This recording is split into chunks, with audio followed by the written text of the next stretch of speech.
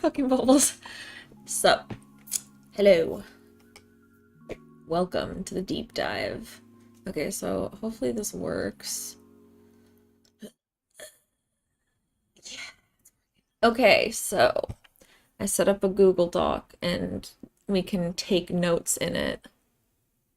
So hopefully this works well. Yay. So I'm not gonna show my screen as we're deep diving just because I don't know what we're gonna find. But I am gonna, oh fuck. Oh, I am gonna show us this so we can keep track. Ma'am, nothing here is for bubbles. You're fine. Silly dog. Anyway, so how's your weekend? Happy Monday, everyone. How's it going? Just a good dog. I don't know. Maybe. Depends on whether or not I feel like linking every single thing that I go to. It's kind of a pain in the ass, so probably not. Like, you're gonna be hearing it. I don't think you really need the link directly. Like, any important links, I'll probably just save to the Google Doc. And that'll be that. Mine's good. This coffee's too hot still. Must wait. You'll check the Discord? Heh. I'm not putting them in Discord. What are you talking about?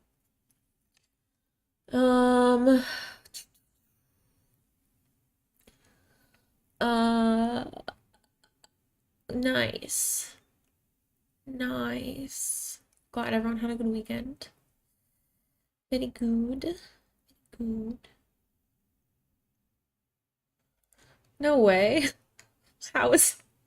Dude, Netflix is desperate for shows, it sounds like. Damn. I'm gonna clear this out really quick.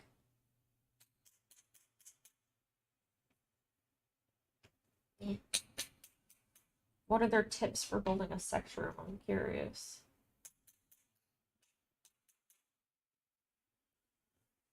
It's like, how is it hard? It's just a bedroom, essentially. Unless you're building like a BDSM sex dungeon, which like, I can't imagine a lot of people would need or want that. Interesting. Very interesting. Huh. Mm.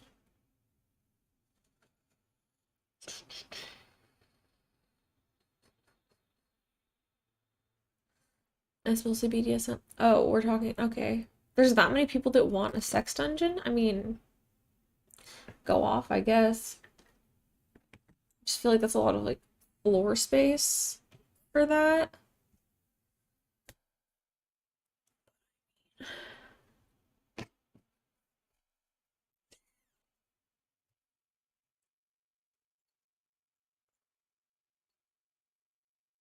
There's a trailer on YouTube. How is that allowed on YouTube? Um, how is that allowed? I mean, I guess YouTube kind of allows a lot, to be fair.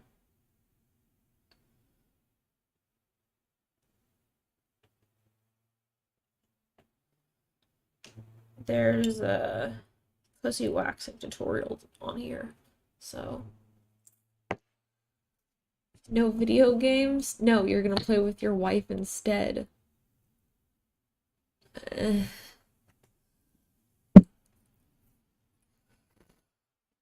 Got it. It's one of those types of vibes.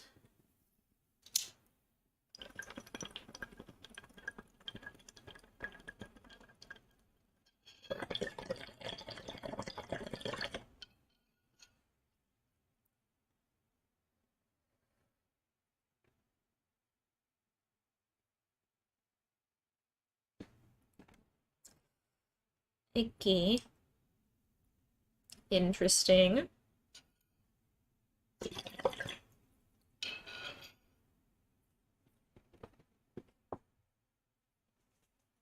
I have not tried any of the other bongs out. I don't want to make them dirty, and I'm out of 420 cleaner right now, so. She seemed like a sex coach. I mean, that's the vibe. That's the vibe it seems like.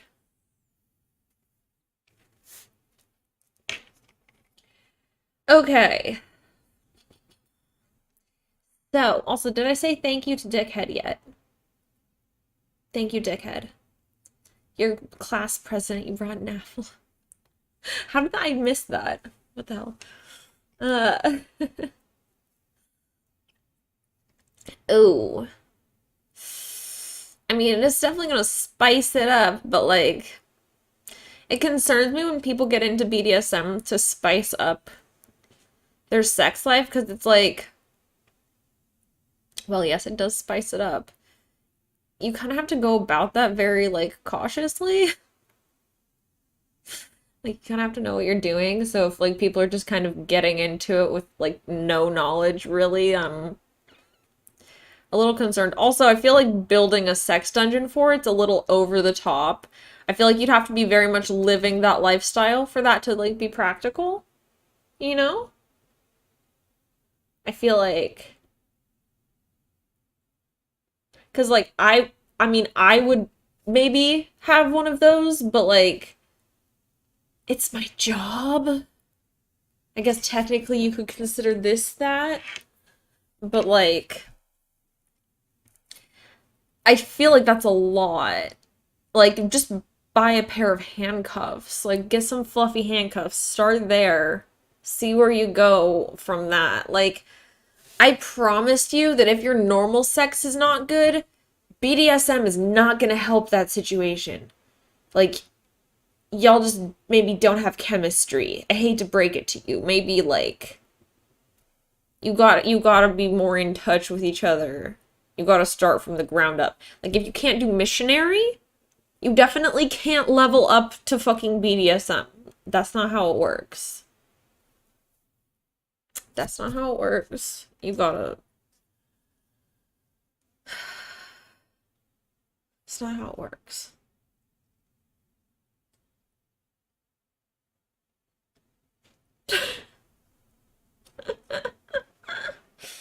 Oh.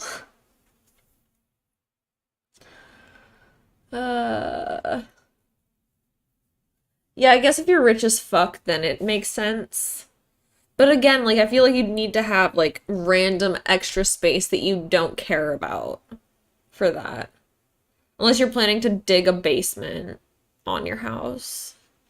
I mean, if that's the case, go off. But, uh, exactly. Like, you don't really need that much. Like, get a door frame and, like, one of those pull-up bar things that hooks on the top of it. Shut that door. Tie, tie a tie onto it. There you go. Handcuffs, makeshift. You're set. You don't need to get fancy. Anyway, let's talk about twin flames. So, hmm. Uh, icky. So, we're going to. First, our aim is to get a definition set. Okay.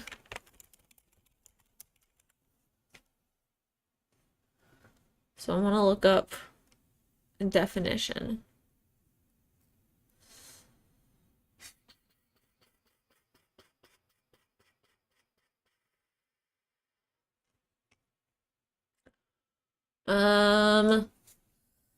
Okay, so one person is saying that it's essentially basically a soulmate, but you have shared trauma. I'm gonna start writing these down. I'll just write down optional.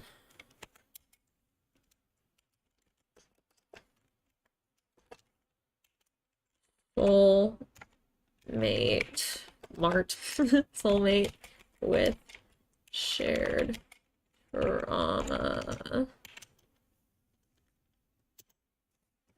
Okay. Wait, did I get rid of my little... Okay, rude. Oh, bitch, where are you? There you are. Okay. Let's not do this. Okay. There. Anyway. Okay.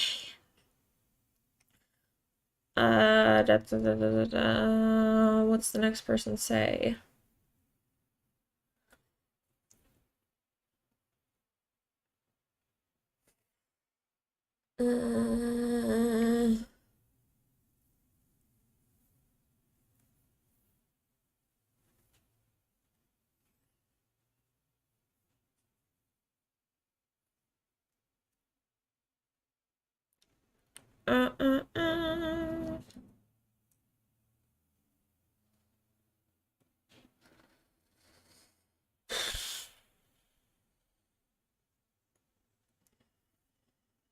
I'm trying to find something. There is actually really hard when you look up definition. Like nothing is it like an actual definition.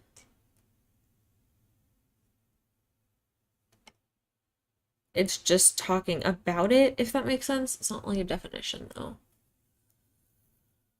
Okay. I'm gonna look up how is twin flame different from soulmates because there is different. Okay. This says the main difference is the idea that twin flames are two halves of a whole, whereas soulmates are not. Okay, so for this, oh, for fuck's sake, no. Oh my god.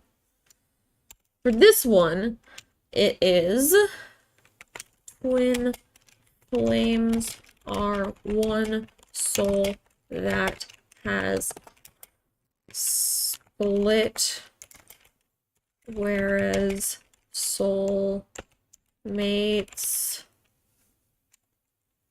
are two different souls souls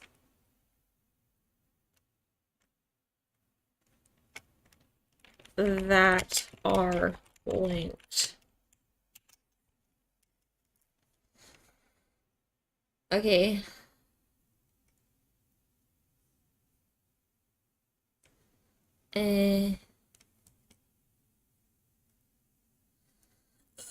Go away. Okay.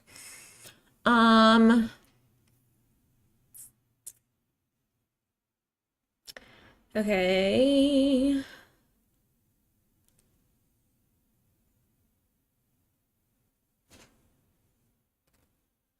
Okay, so this one says that twin souls mirror each other's insecurities and weaknesses rather than balancing them out. And that's how it's different. Okay. Twin flames mirror each other's insecurities and weaknesses, whereas soulmates balance those out. Okay, I feel like that's like a decently coherent... I think that's a decently coherent definition right there. Like, those three things are kind of the defining factors, is what I've found.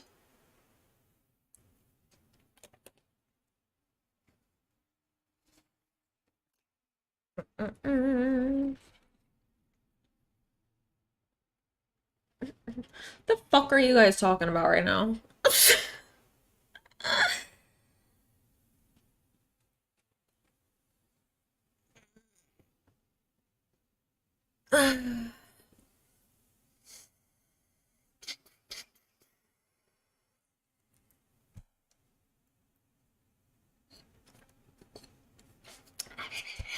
almost cool enough. I can drink it. Oh, fuck. Okay.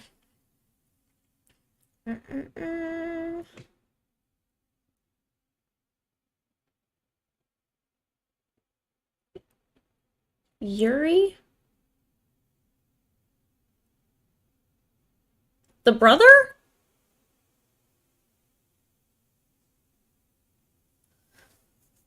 Maybe?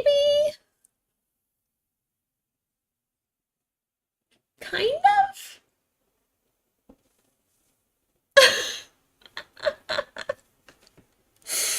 Maybe? Okay.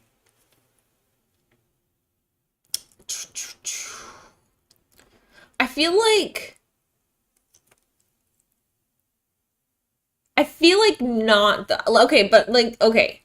Yes, but no. The reason I don't think so is that he I think he thinks that they're soulmates. I think he thinks that they're soulmates, not that they're twin flames. Because I think that also he just likes sisters.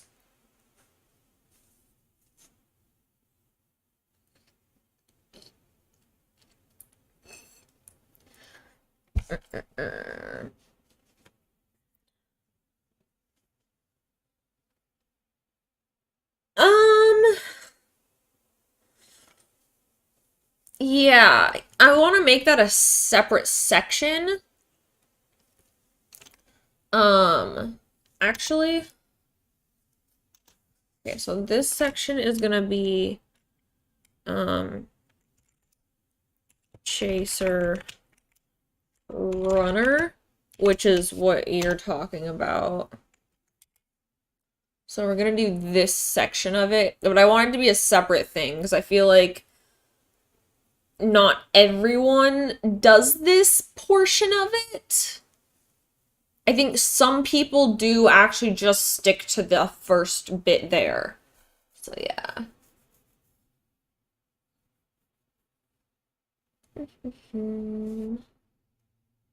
You were thinking that Yuri thought he and Yor were twin flames rather than Yor and Lloyd? No, no, I know, I understood. I'm saying that him and Yuri and Yor, would not be twin flames, and I don't think he thinks of them as such. I think he thinks that she is his soulmate, but she's with someone else, and also he's a sister lover. Well, Tall, if you would read the definition that is on screen at the moment.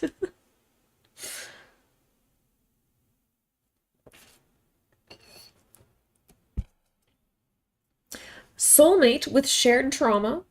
Twin flames are one soul that has split, whereas soulmates are two different souls that are linked. Twin flames mirror each other's insecurities and weaknesses, whereas soulmates balance those out. This is in a negative way. I should negatively.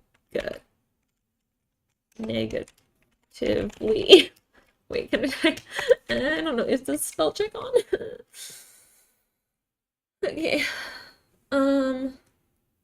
Anyway. Yeah. Okay. Hello, Drip.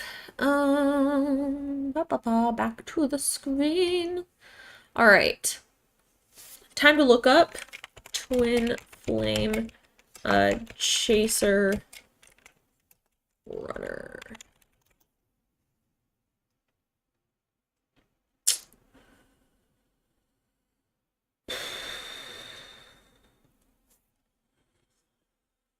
Okay, this is where it gets weird. Ugh, let's do a stretch.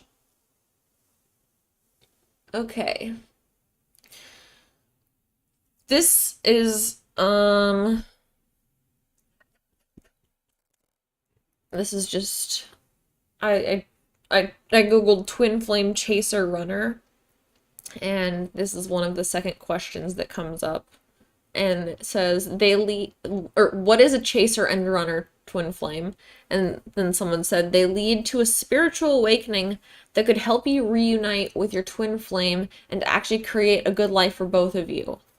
The twin flame chaser knows just how divine the connection is and is fully ready to accept anything you want from them except staying away. So there's that. I'm gonna click on this actually.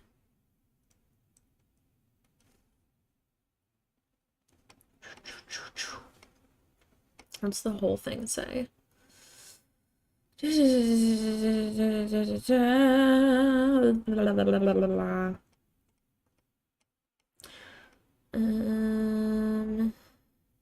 it says, the connection that twin flames share is very hard to understand for people who have never felt this type of connection. Usually when there is an attraction between two people, they quickly start a relationship. When it comes to twin flames, some things simply prevent them, do not fucking glitch on my page, simply prevent them from starting a relationship or giving in to their feelings. Why this happens, no one exactly knows. However, one thing that everyone can relate to and fully understand is that both the runner and chaser suffer greatly during the separation phase that can last very long. If you are the runner and in the twin flame relationship, there are some signs that the chase is nearly over. Keep reading to find out more. Here, I can link this one. I will link this boy.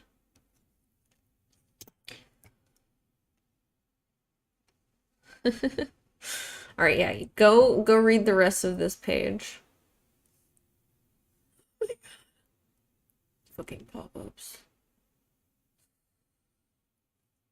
Anyway.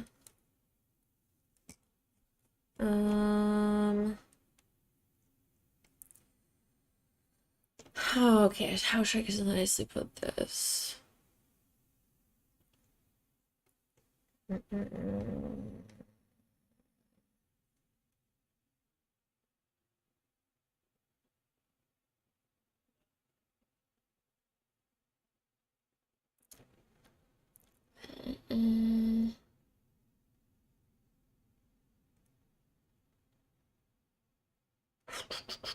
Sorry, just scanning this page really quick because I can speed read in my head faster than out loud.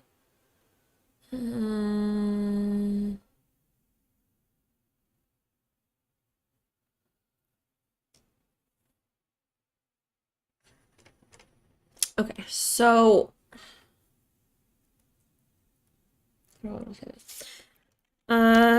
basically, okay, no, okay, so I'll just say it out loud first. Okay, so basically, it's like a cat and mouse dynamic where like someone is always chasing and the other person always running, except it's more of like this is how it's perceived, which is the dangerous part of it, which is that it's perceived that the person being chased actively wants that to be happening and that they are just running away because the feelings are too intense and they don't know how to handle it. Now, in the actual relationships where the both of the people are into it, it can switch back and forth between who's chasing and who's running, just because it's like a very push-pull type of dynamic. But where it gets concerning is that, like, they call it a separation phase whenever, like, someone is being chased and someone is chasing. And it can, like, last a really long time, and the like ideology basically tells them to push through it because when you get out the other side of it, you guys will have like gone through something together and you'll come out the end better for it, which like if you are both actively into it, maybe that's the case, but like if you are just stalking someone, then no, absolutely the fuck not. So, how do I word this? Okay, cat and mouse dynamic. Someone is always chasing, being chased. I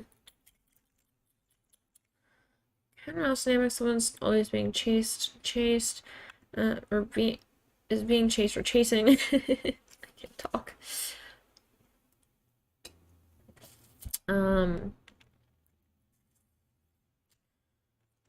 Whoever is running is seen as consenting and willing the chase to happen.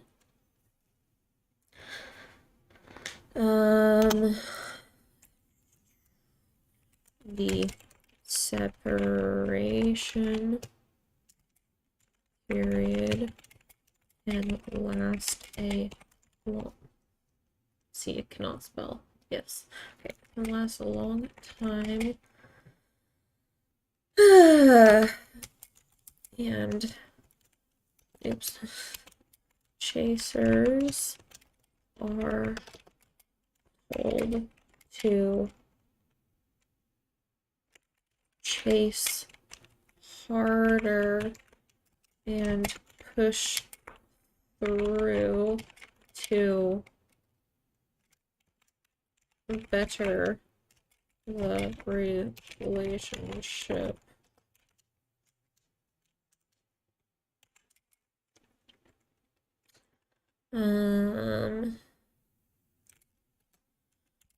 Because they believe the runner will eventually come around.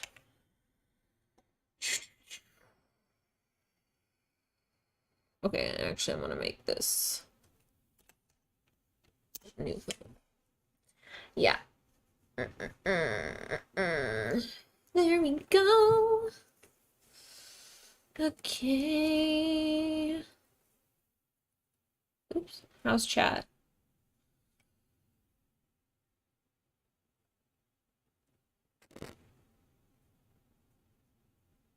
There's a simple way to understand the twin flames concept. In the piano keyboard, there's 12 notes. Twin flames are people tuned on the same note, even when the octave is different. I don't think we have a hard time understanding. I mean, personally, I don't have a hard time understanding the concept. And like, that's fine for people who are in that toxic relationship. Like, I understand that. The downside of twin flames is that while yes, they are tuned to the same octave, they are offbeat of each other when played, and therefore cause friction amongst the tune, if we're gonna go with this analogy. It sounds a little bit weird and off-putting when played together because they mirror each other and they reflect the bad things from each side back onto the other person, which basically like gives license to people thinking that they can treat their partner like shit in the guise of, oh, but we're twin flames. Also, it endorses the idea that you can just like decide that someone's your twin flame because it's like, oh, well, you get an immediate connection because you're on the same frequency or whatever, which is fine, but then they've decided just from that alone that you're now twin flames, and then they begin to follow that person because they're the chaser and the other person's just running and you need to chase them harder. So then, you know, they look them up on social media, they find out who their friends and family are, they start following them too, they like get notifications turned on for all of when they post, they go and they try to find out what their phone number is, they try to find out where they live, they like show up their house maybe a few times, they like try calling and they, you know, stand outside, or maybe they'll leave notes or, you know, some other stuff. This is stalking. Like, this is the inevitable end of this. which is the problem. Like, it's one thing if you guys are already in a relationship, and then this is like a thing that you've discovered, like, oh yeah, me and my girlfriend, this is probably our relationship dynamic because it's really toxic and we're always fighting, but it kind of feels like I'm also like that too, and so, but it's like I don't want to leave her and blah blah. That's fine ish. I think that maybe therapy would be a good idea though, because that's not healthy. Um, but like, it's the other part I'm concerned about. It's the other part I'm concerned about.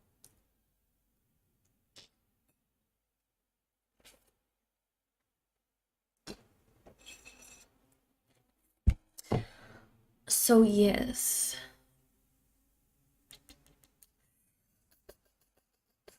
It is just the astrology of stalking. It's very dumb.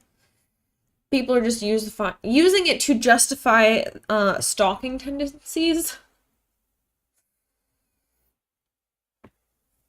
It's yeah. It's basically like they're willing a codependent relationship.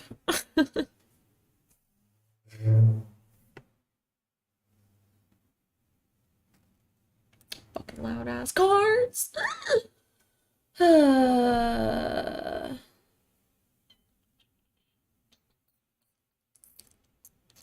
What we need to do is find a source on the chaser runner. I literally just linked one. What are you talking about?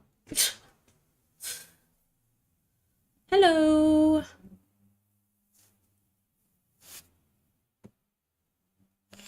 Yeah. I mean, like, okay, you have to fundamentally believe that, like, you have to believe in all this soul bonding shit to begin with. So there's that.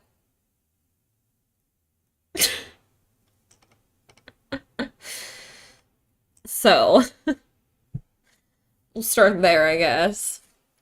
So yeah, there needs to be a degree of delusion involved in this.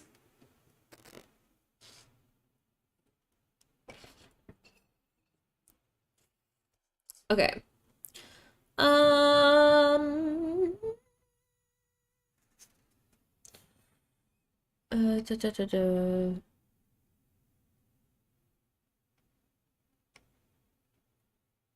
Mm, mm, mm.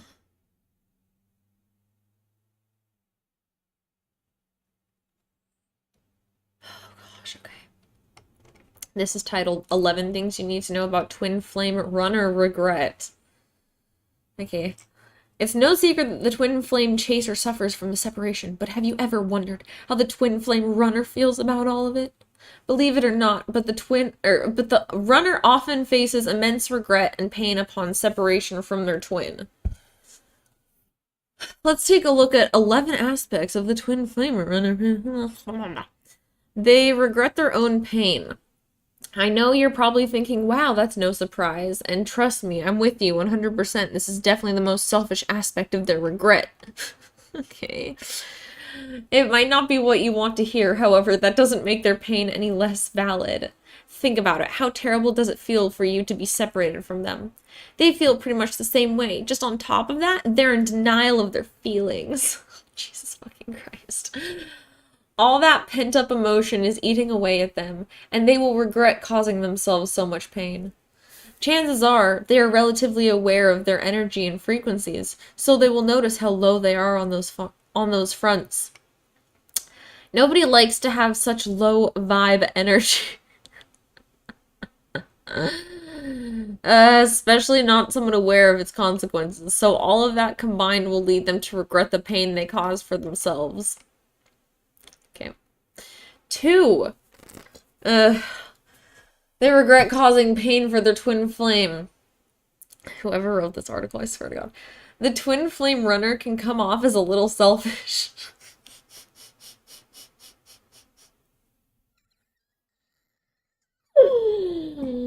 Oh my God, okay. runner is seen as selfish for running away from their connection. LMAO. Okay, but wait, let me tell you something. More often than not, the twin flame runner regrets all the pain they caused their twin flame. In most cases, hurting their twin is the last thing they want to do. If any of you think that I'm your twin flame, I want to hurt you. Emotionally. Okay? Suffer. Now, before you hit me with then why did they leave in the first place? It is incredibly hard to muster empathy and compassion when you feel like your heart got broken. I get it. But if you truly, this is really something that people have to be told. Oh my god. Okay. But if you truly believe in twin flames, know that this bond is deeply rooted in both twin souls. You are connected through unconditional love, and just because your twin flame is running, it doesn't mean the way they feel. It doesn't change the way they feel about you. Nothing can break that bond, and your twin genuinely does not want to cause you pain, because they can't avoid it. However, they are feeling immense regret. It's like being torn apart. Their soul calls for you and doesn't want to hurt you, while their life path calls for— oh, fuck you, glitch. Their life path calls for a period of separation. As hard as it may be, cut your twin some slack and console yourself in the fact that they care about you deeply. When in doubt, convince yourself they still love you despite what they do or say. Hinky. Hinky. Oh my god. 3, a gifted spiritual advisor confirms it. The signs above and below in this article will give you a good idea of twin flame runner regret. Even so, it can be very worthwhile to speak to a spiritual advisor and get guidance from them. They can answer all sorts of relationship questions, including those related to your twin flame. Fuck.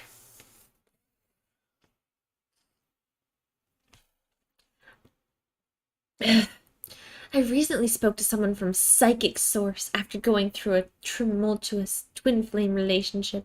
After being lost in my thoughts for so long, they gave me a unique insight into where my relationship is supposed to be going. I was actually blown away by how understanding, compassionate, and knowledgeable they were. In a love reading, a gifted advisor can tell you what you need to know about twin flame runner regret.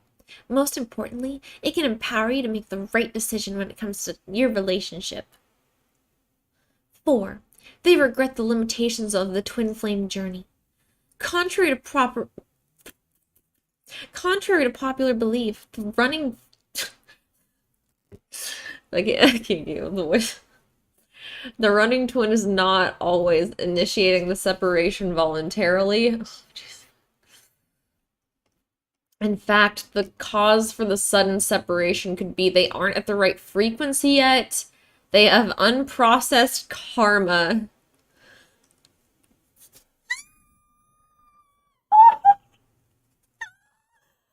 They need to do more shadow work.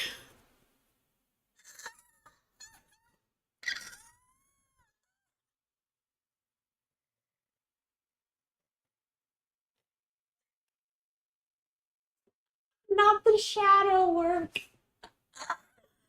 Where's the Book of Shadows?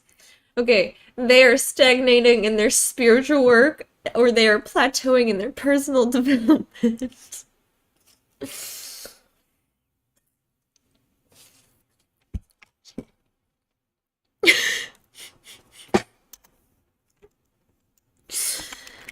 Causes for running. Not the right frequency. processed karma. Need more shadow work.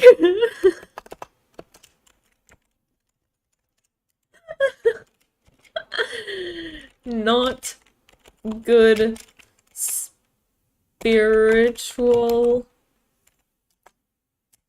work. Need more personal development. Oh my god.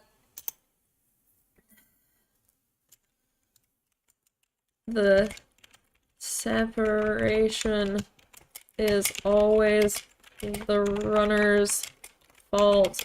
LMAO. The chaser is a perfect angel. Oh, Jesus fucking Christ. Okay. The thing all these have in common is that they lie out the runner's control. Sometimes the running twin might even be more frustrated than their counterpart. It's true when you know that what you are causing a halt in this wonderful journey, but you can't control it. It's a terrible feeling. In these cases, the runner twin may feel immense regret. Although the initial causes for the separation lie out their control, they have the chance to make things right again now. In order to do that, they could focus on shadow work.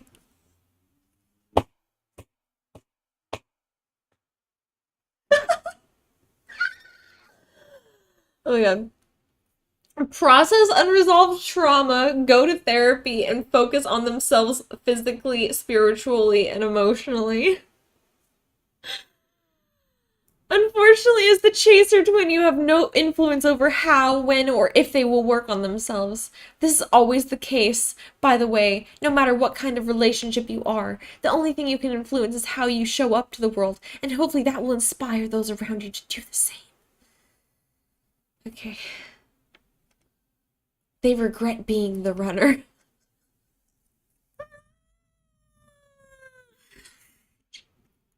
In case you might be asking yourself if it's the runner, if it's fun being the runner, it's not. After all, you are the a-hole you're the a-hole of the story, leaving your other half behind. As much as we like to blame the runner for causing all the pain, they often don't choose their role and are left feeling terrible for that reason, all the suffering. Nobody likes to be the bad guy. I do. I like to be the bad guy. And in this case of twin flame runners, they often know that they will be the ones preventing happiness for both themselves and their twin. That's not a great feeling at all, and often leads to a ton of regret on the runner's side. They are terrified! Jesus Christ. If there's one thing that every twin flame runner feels when they are going into separation, it is fear. Fear is the reason they run in the first place. I mean, it's true, but not in the way you mean. This could be fear of being seen, fear of being rejected, fear of seeing themselves, fear of letting their guard down, fear of an intense connection, fear of being vulnerable, fear of getting hurt, fear of abandonment, and many more. I mean, fear of getting hurt is accurate. But again, not in the way you mean. Understand that fear is the root cause of the runner's choice to separate will help you, as the chaser, in coping with this difficult situation. Fear is an incredibly strong emotion, causing people to act in ways they never would otherwise. Remember that you and your twin are a mirror for each other. Seeing yourself reflected back to you can be painful and often a very scary experience. The runner often regrets separating out of fear, but usually they aren't even aware that that's the reason that they feel like fleeing the relationship. You see, oftentimes a twin flame union causes feelings of unworthiness and self-rejection to flare up. The mere divinity of your bond can make your twin feel unworthy of such love.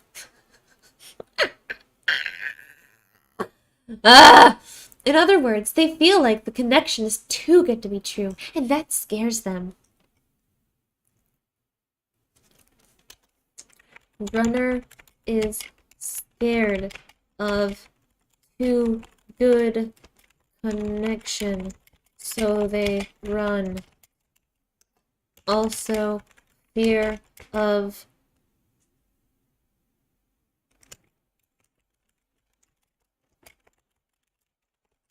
seeing themselves.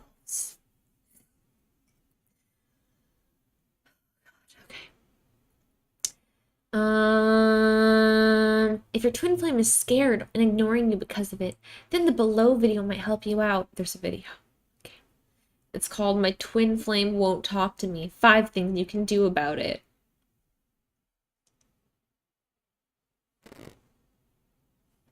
Oh good, my audio is off.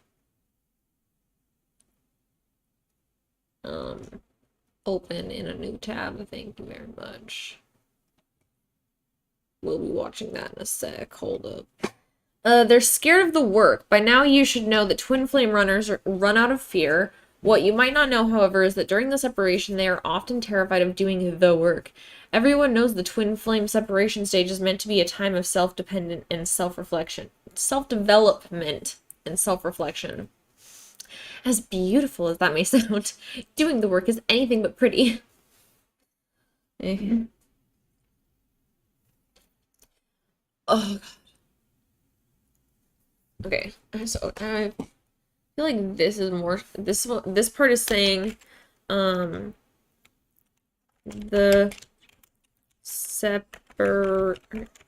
bitch, why are you crying? I cannot spell.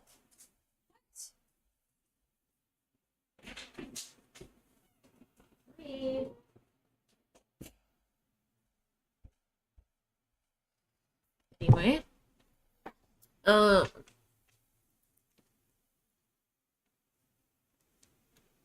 can't I spell separation? Separation, period, is about becoming your best self for your twin, so you feel so you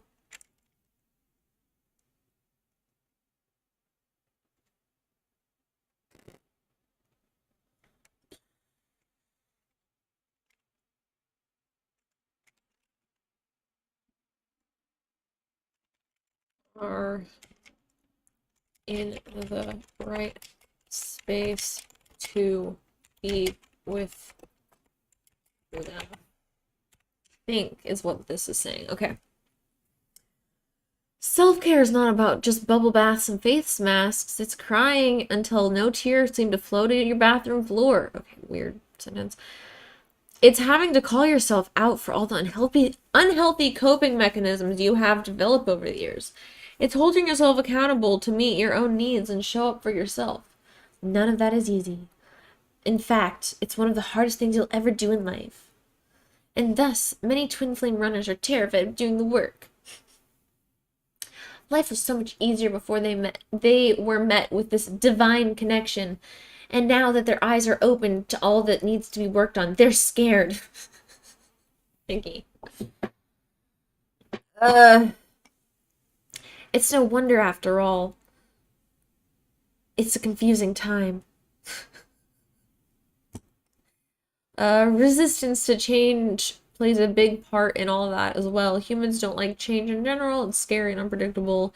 When the change involves work and pain, they want to do it even less. Your twin flame runner is probably going through a time of inner conflict right now, scared of doing the work, while simultaneously being aware of how it can't be avoided. They feel disoriented. You would think that after the separation, the runner twin would feel free and happy, right? That's not the case. No matter if your twin flame is aware of the soul connection you share or not, when you're in separation, they will feel disoriented. I am gonna copy this word for word because that...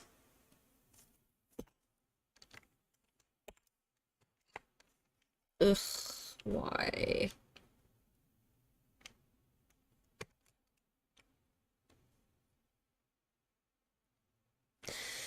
Wait.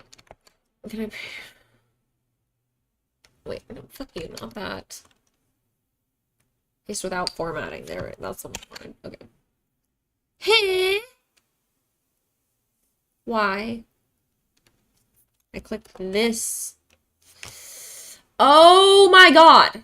Fuck you! I am not clicking these buttons that you think I am clicking, computer. Fuck. I'm just trying to fucking add quotes. Fuck. Okay. Blah, blah, blah, blah, blah, blah. Because, yeah, they are definitely covering a lot of ground.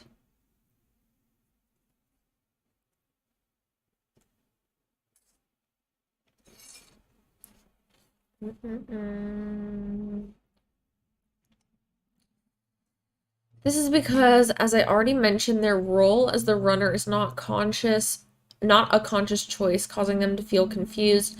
Think about it, their soul connection with you keeps pulling them towards you, even though they're the ones running. The situation is incomprehensible to the brain.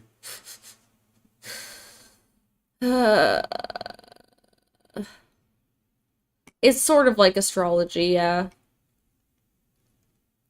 The good news, however, is a spiritual advisor can help you comprehend this. Jesus fucking Christ. Not this again. Shut the fuck up.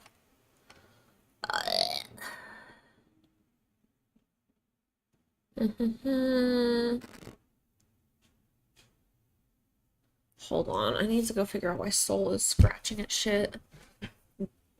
Just momentarily. I'm not even gonna break screen. Hey, girl, why are you scratching?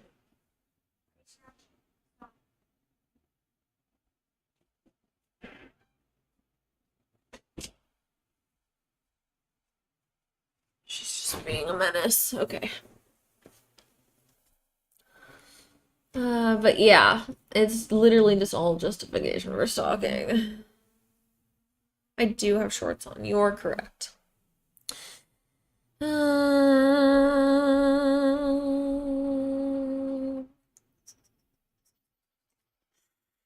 Okay. Okay, let's see. The truth is, as troublesome as your connection might be at times, it also acts as an anchor in a safe place. When your twin flame is running from all that, they are probably encountering many triggering situations that leave them feeling anxious. Triggers aren't necessarily bad, though. They ultimately push you both to do your shadow work and evolve. Nevertheless, all this turbulence can make the runner feel incredibly overwhelmed. The constant pull towards their twin flame mixed with their resistance to the connection breeds misery. The more they resist, the more they crave this connection. If that's not overwhelming, I don't know what is. I'm going to copy this section also word for word. But I'm putting it on the same. Without formatting. Oh, you're a fucking whore. First of all, I wanted this to all be one thing.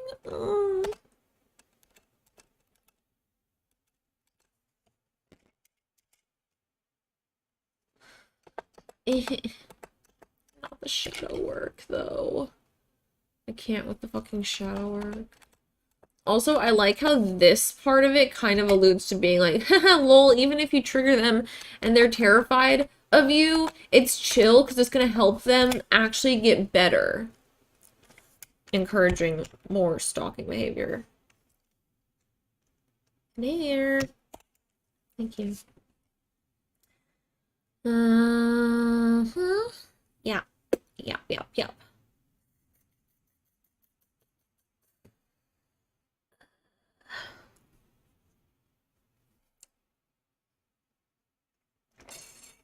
Okay. We're at 10 now. They feel lonely. Even though the runner is the one cutting off the connection to their twin, the energy bond never dies. It constantly connects you two with unconditional love, and the need to be together doesn't cease to exist. Okay. That being the case, the runner can't diminish the love they feel for their twin. Think about this. How does someone feel when they are separated from the person they love? You're right. Lonely. Okay. The yearning to be with their twin never stops, and while the runner is trying to reject the connection to their twin, in reality, they're only rejecting themselves. For this reason, the runner often encounters a phase of pain and loneliness when separated from their twin. Fucking hell.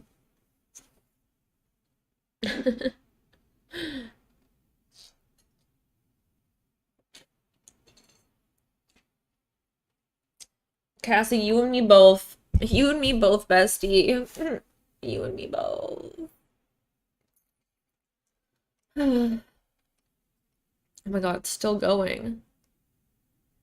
Also, dude, okay, whoever wrote this article feels like they're trying to like talk down someone who's like on the verge of like going off the wall because the way this is written is hilarious.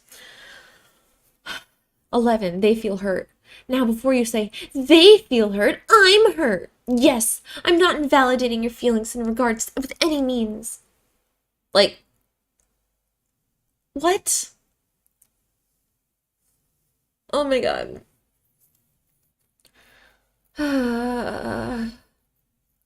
This is more of just kind of the same thing. Like, yeah, the runner feels bad because they're doing this to you. And they're lonely. Okay. Can the chaser help the runner? Now that you've learned so much about the twin flame runner regret, you might be asking yourself if there's anything you can do for them. Directly, there's nothing you can do, unfortunately. They're at their own path, and they will evolve at their own pace. As much as you want to, you can't push them to grow any faster. The only thing you can do for them right now is shift your focus to yourself. You can do all this. Learning a new skill, trying out a new hobby, moving to a new place, traveling, meeting new people, blah, blah, blah. Just kind of the same thing they were saying the other person needs to do, like work on themselves. Do the things that you can't do well in a relationship. More importantly, take care of yourself. All these things will make you feel better about yourself so that you're only working towards a better version of yourself, but you will also feel more confident. Okay, and it's this stuff like this that like tricks people into thinking this is like, oh, okay, this isn't too bad. Like, this is fine. It's fine. This is fine. It's like, okay, yeah, but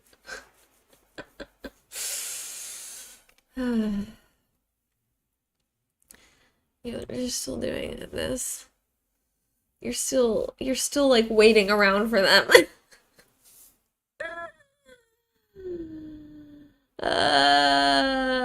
Okay. Yeah. Da, da, da. And it's just saying put yourself first and more shadow work. Okay, great. Okay. I'm gonna put chaser should work on themselves and do things you can't do in a relationship while you wait for them to come around.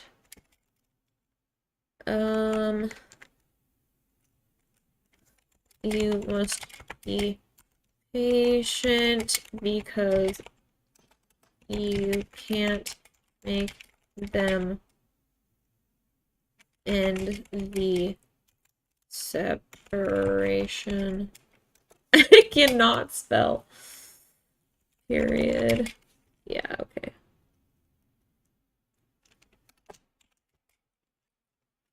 Faster. Okay.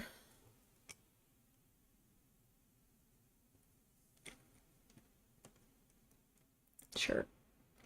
I like how it wants me to. uh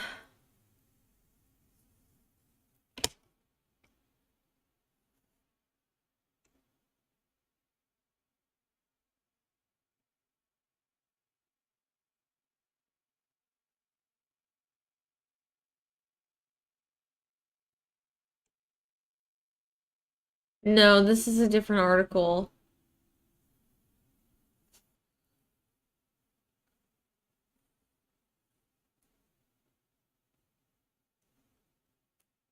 I mean, if there's someone who's a stalker outside your house, just call the cops.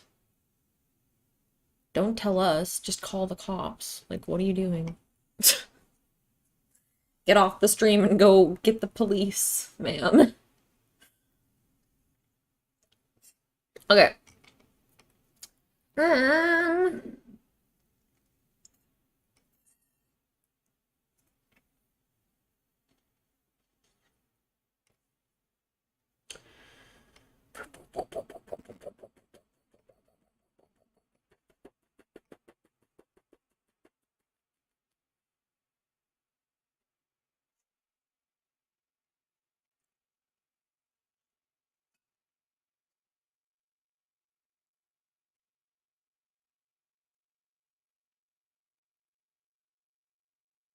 okay.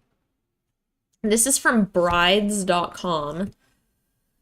And there's like it's a long article about twin flames. It's basically covering a lot of the same stuff we just did, but this part says the relationship is turbulent. Twin flame relationships are not all sunshine and lollipops. More often than not, they're rocky and chaotic. The ugly part of your twin flame relationship is really just a result of the fact that you're being forced to confront and own the parts of you that you don't like, parts that you'd rather not see. When the curtain is pulled back, it can be unsettling at best. I'm gonna... Okay. Notes.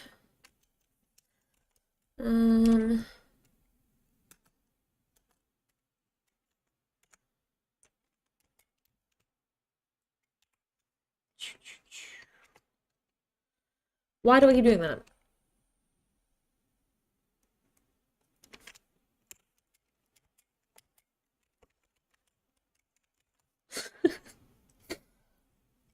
Okay, and then it says underneath that, as a result of that turbulence, your relationship with your twin flame will likely be on again, off again, coming face to face with your demons, and battling with powerful emotions can be overwhelming to say the least.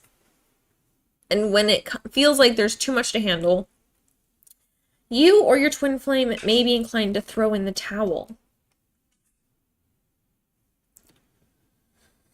The thing is to remember here that it's never permanent. You and your twin flame will always find a way back to each other. Whether it's a week, a month, years, or decades, you'll always find a way back. Key.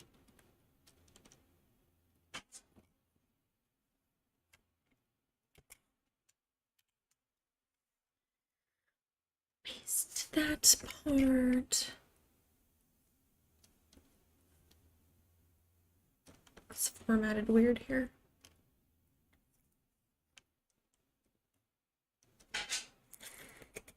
We've gone to the second page.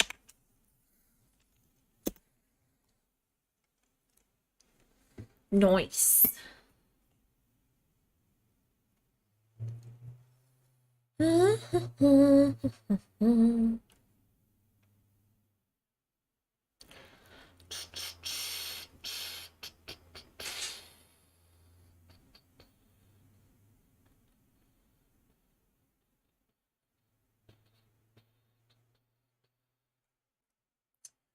True. True.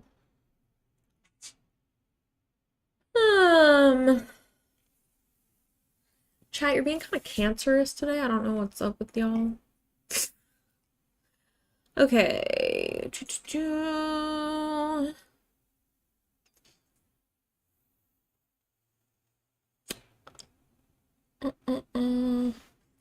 Okay, FAQ section. Let's see what that says. Does everyone have a twin flame? No, twin flame connections are very rare as they require a split in the soul to be created. Those who don't have a twin flame have yet to experience this fracture. Okay.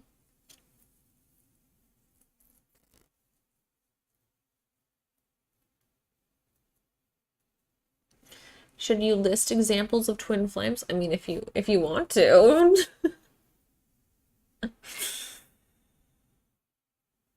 That's just weird though, and off topic.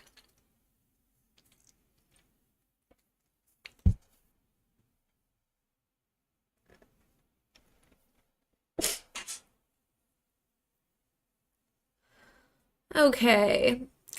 Well, I'll say this, chat. It feels as if, okay, I do these streams because I like to talk with chat.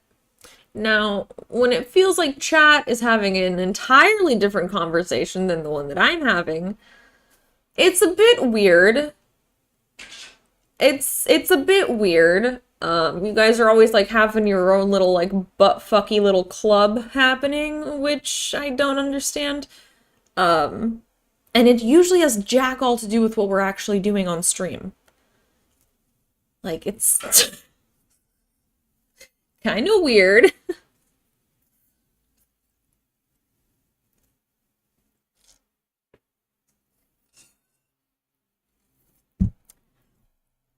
But anyway, is it like a botched reincarnation?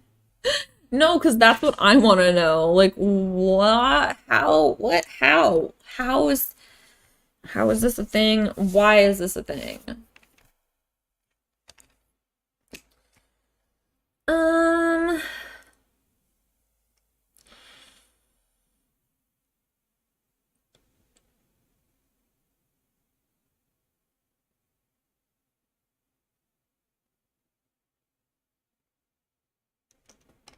I mean, it really sucks that she's dealing with that, but at the same time, I don't know what you want chat to do about that. Like when I have stalkers who like are at my house or whatever, I usually go with calling the police first, then telling other people. Because we can't really help with that much. Okay, so when do twin flames meet? How is that the second question? The purpose of a twin flame is to achieve greater personal and spiritual growth. Typically, a twin flame reunion is divinely timed for when both halves are ready to experience that growth and undergo the challenges required to do so.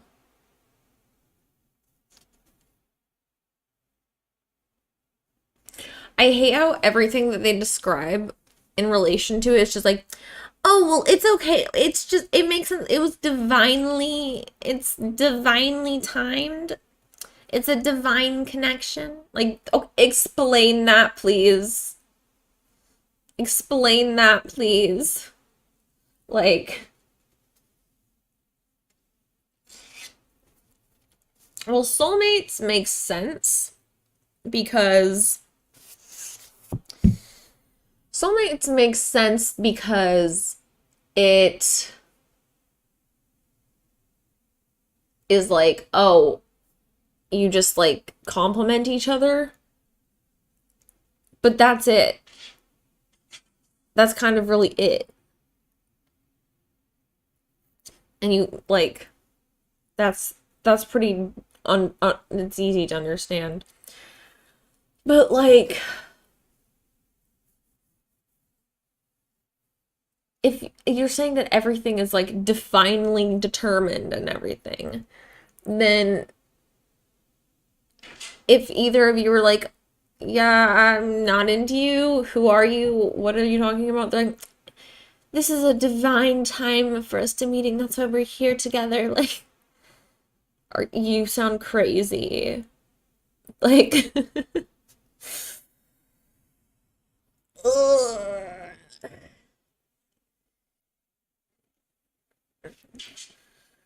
the thing is, like, I can totally see. I can see a situation. I think I have like a special. I feel like there's two things happening here. There's what we're talking about with like it just being justification for stalkers and stuff, because like I think that's a huge part of it for sure.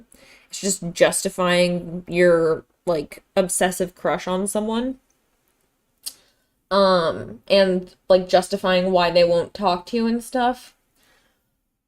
And on the other end of it, I think that it also, I'm gonna take us on a bit of a goddamn tangent here. Okay, so let's go on this tangent really quick. So, I think, okay, where do I start with this one? We'll start.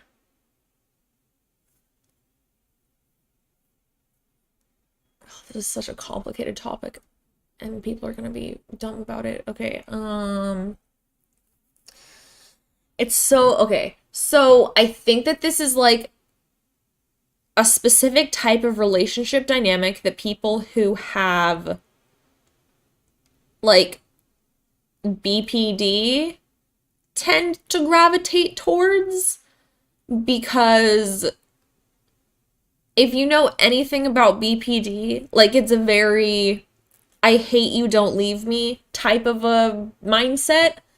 So I think that like in the sense of if we're looking at it from that perspective, I can see this being an actual thing, but I would think that would be so incredibly fucking rare that it's almost not worth mentioning as its own thing. I think that it absolutely like, and I'm talking about not the people that are doing the stalking. This is like a completely separate group where it is an actual relationship.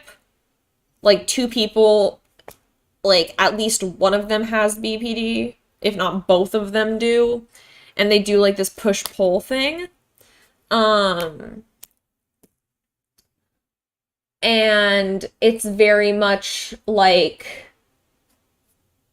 constant fighting, constant like I'm running away, please chase me type of a mindset. So I think that it makes sense that that would be the other aspect of it that is real, like that is like an actual like relationship.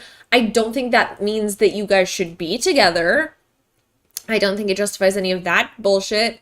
But I think that that's the type of person who this would actually be like a accurate description of the relationship in any form, if that makes sense.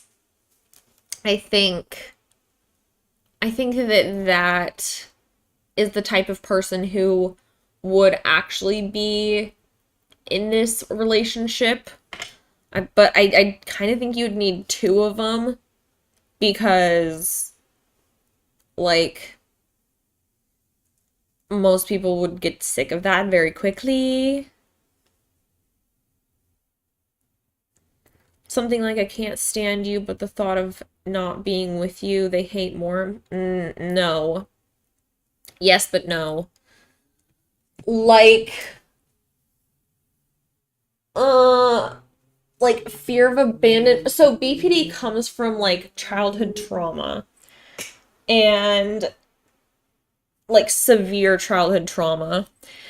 And it it makes you have like a really bad like fear of like abandonment, but it's not like a conscious fear of abandonment. It's like a visceral fear of abandonment or like being ignored or anything like that. Um and so in relationships you tend the like there you tend to like want you like without thinking about it. It's not like a conscious thing, but you like push people to test them to see like how far you can push them, how much they'll put up with to make sure that they truly like unconditionally love you, which is like very much a similar thing to like the twin flames mindset.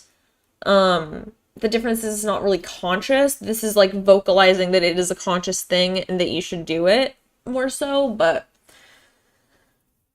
yeah, that's this picture. I don't like it. But yeah, so like that's the mindset of it. So, like, yeah.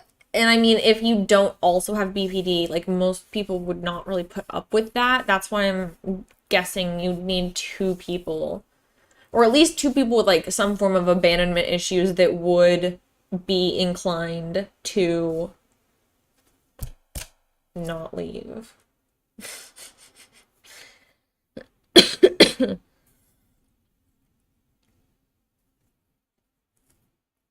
But yeah. Mm-mm-mm. Mm-mm-mm.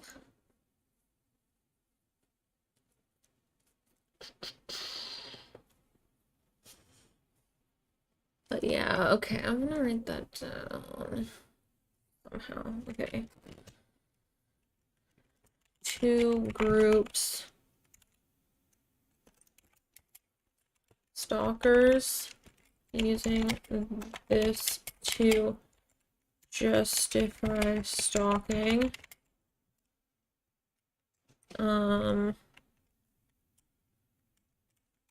People with BPD abandonment issues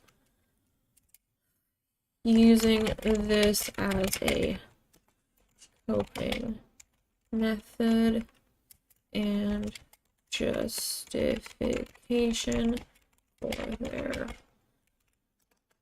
intense feelings. Yeah. Uh-huh.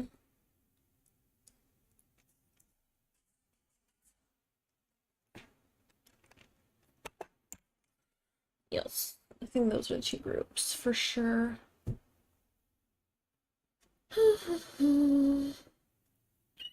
Yeah, they're positive twin flame relationships. That's why I'm saying, like, I think that a lot of the, like, the more positive ones are gonna be people with BPD and abandonment issues that are just using this framing as a coping method, and, like, justification. Because, like, the reason that, like, BPD people are gonna be like, I hate you, don't leave me. It's because they feel everything so fucking intensely that it's like, it feels like the end of the world. So they're gonna be dramatic. That's really it. So, yeah. You may have BPD. I mean, it's kind of a thing that you either have or don't have. Definitely get that diagnosed if you do.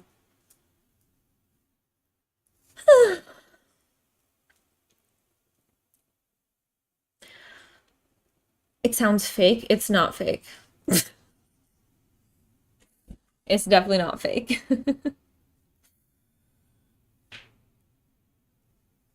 Yeah, no, I mean that's why I'm saying that there's two separate groups here. There's the people that just are using this as a method for coping with like their childhood trauma. Hence why let's go to the original definition. I didn't put stalking in here. Soulmate with shared trauma. Hence why I think it's people with BPD/abandonment issues because a lot of this has to do with like abandonment and stuff. Twin flames are, this is like, you know, just the ideology really. Twin flames are one soul that is split, and then twin flames mirror each other's insecurities and weaknesses negatively, but that makes them reflect on themselves and they can grow from it, which is the goal of this if we're going to be positive about it. And that for people who like actually are both into the relationship, they're actually dating, it's not like a delusion or anything, and they're actually just like, using this as like a way to work on themselves, like that can be positive, like that's fine. But they can also use it as justification for having a fucking delusion. So that's why I'm saying it's two different groups. And yeah, I don't know why chat just went all like, oh my god, that's so creepy and weird when I was talking about BPD and not when I was just talking about stalking for the last hour? you guys were just talking about other shit, but as soon as I was like talking about like a mental illness, you're like, oh, that sounds really toxic and terrible. Like, you guys are weird. Like, that's not the problem. Like, that's not the problem. The problem is the stalkers, not the people with the mental illness that they're using this to cope with their partner who they're actively involved with. It might not be the healthiest relationship, but if they are going to therapy, that's fine. But stalkers are a different group of people. They are using this same type of relationship dynamic to justify their stalking. Okay? And it's like dangerous, like, wording because it is so easy to use for that as justification. Not that it's inherently wrong. Holy shit.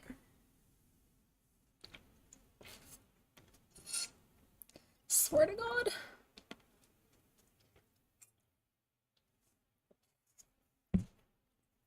So I'm trying to be very clear. I can't. Because, like, no, the people that have BPD are not inherently being abusive.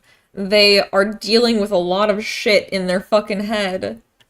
And, like, you can either put up with that and help them deal with it, or you can't, and then you just leave and let them find someone who can help them deal with it. That's not, like, inherently abusive, though. If they're doing abusive actions with that as justification, then that would be abusive because it's abuse.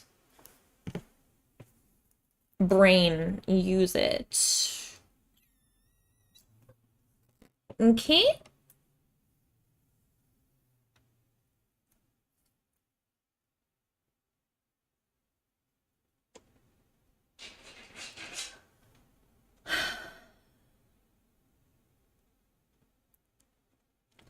You're trying to find the connection between the twin flame dynamic consent model behind it and BPD. Okay, I just explained. People who have BPD, their mindset in relationships is I hate you, don't leave me, a lot of the time, especially when they are not coping well, especially when they're not in therapy actively, and they're not taking medication or whatever the fuck else they need to be doing. That is the mindset that they'll be in. Hence, leading to this push-pull dynamic that twin flames have. Now, the difference is these people are actually in relationships with each other. It's not a fucking delusion. They're not stalking anyone. They're actively dating. There might be a toxic relationship. It might be like a bad relationship. It's not inherently bad, though, because of this. Like, you can have a push-pull in a relationship and it can be fine, okay? The difference is the people who are stalking, they are actually delusional and they do not know these people that they think that is their twin flame. They have not been in a relationship with this person. They do not talk to them and they think that this is still happening. These are two separate groups of fucking people. Yeah, BPD does often get misdiagnosed. You also need to be aware that you need to be like an adult. You need to be an adult to get diagnosed with BPD because you need to be fully developed. So you need to, that doesn't sound like OCD at all. What are you talking about? Do you even know what OCD is? Because that doesn't, no. Yeah, BPD is extremely complicated. That's why I'm trying to make it as like simple as possible. Boiling it down to the I hate you, don't leave me. Because that's going to be like the easiest way that I can concisely word the mindset that you're in when you're in like a heightened state of emotions, which is like pretty common for someone with BPD. So that's fine. They could use this relationship and mindset as a coping method where they're seeing their actions being reflected on their partner back at them, and they can see that and use that to better themselves and get therapy and do all those things, which would be very beneficial to them, you know? The other side is the people the people who, okay, and also the other thing, before I move back onto the stalkers section, for people with BPD, being told that the separation period or whatever, like, being told, like, if you are the runner in that situation, that you are, like, just pushing away and denying it, like, that's actually true for someone who has BPD and, like, wants to be in that relationship. Like, that's probably accurate for them. It's not accurate for a stalking victim because that's a different situation. So, like, for someone who's, you know, in that mindset of I hate you, don't leave me, and they're running, but they want you to chase them, like, that is their mindset. They do love you. They are mad that they're doing this and they're pushing you away. Like, that's the mindset. It's like you're getting so close to someone, you guys are, like, doing really well, and then you get nervous that, like, things are too good and it's gonna get ruined, so you push them away. Like, that's the mindset of the runner if they have, like, BPD and stuff. Like, that would be an accurate description. Now, the other group is stalkers, and they just latch on to a stalking victim, think that this is the justification for it, and then they'll continue to justify it using the justification that, oh, well, they actually want me to do this. Do you see how these are two different groups of people using the same concept of twin flames for two very different things? And, like, I think it's really important to note that both of these things are happening. But yeah, as someone who has OCD and BPD, they're very different things. They just are nothing alike. Truly. Truly, they're just not alike. You can't really compare the two. Good night. Have a good dream. Hi, Chuckles.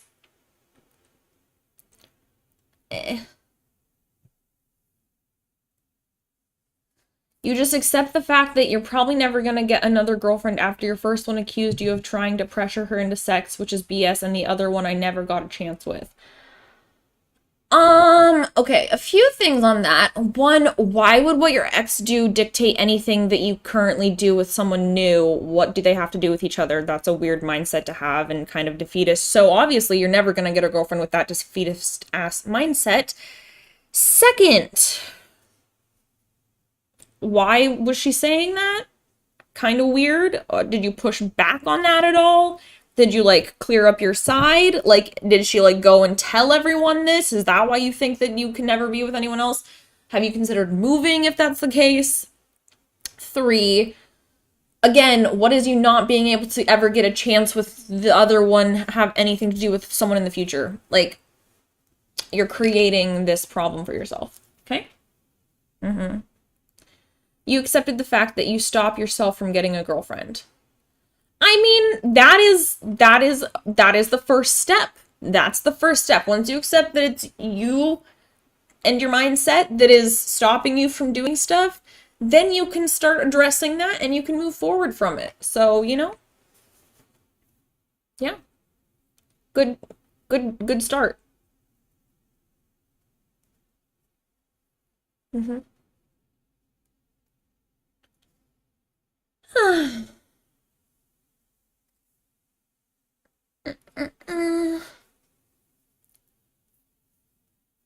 My twin flames is your mama. Got him.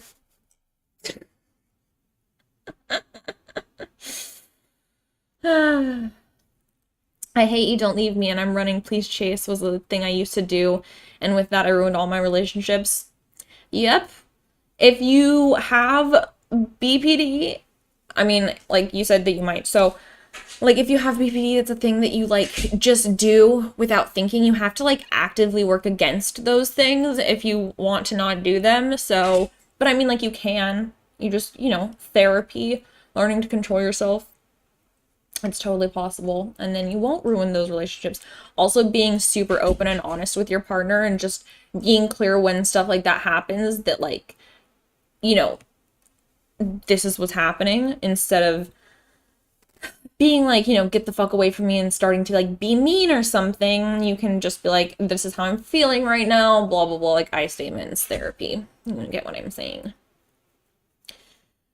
The only similarities of BPD and OCD are that there are positive symptoms of mental health, which just means added experiences to the norm. True. Honestly, romance is a bit selfish. How can you ask someone to suffer with you? So true.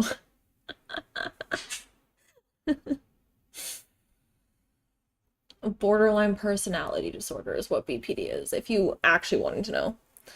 I don't care about being in a relationship anymore. I'm not ready to have a partner at all. I'd rather be emotionally and financially stable for me. I think that's a very mature way of thinking about it, Chuckles. Because honestly, like, as much as it might help finding a partner and being with someone, I mean, it's not like you can't be with someone when you're not, like, all put together or whatever, but damn, it helps to already have your shit together and then be able to add more things onto that plate.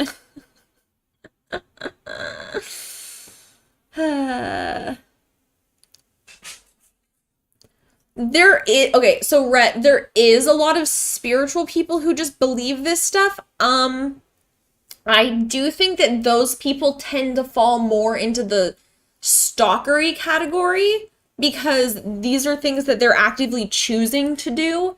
It's not like these are just their authentic feelings. They are using this as justification to make actions that they are choosing to do.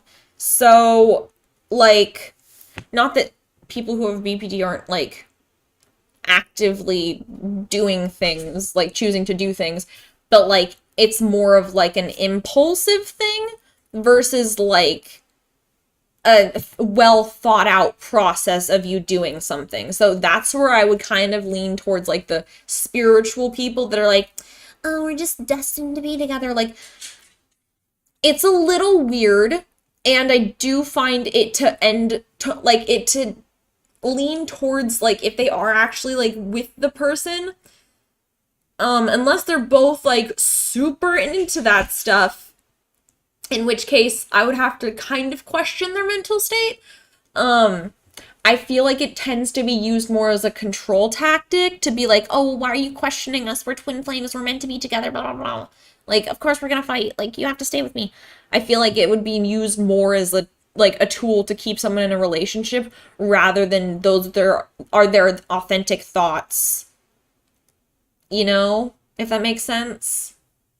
Because goodbye. Because I don't think that they are doing this authentically.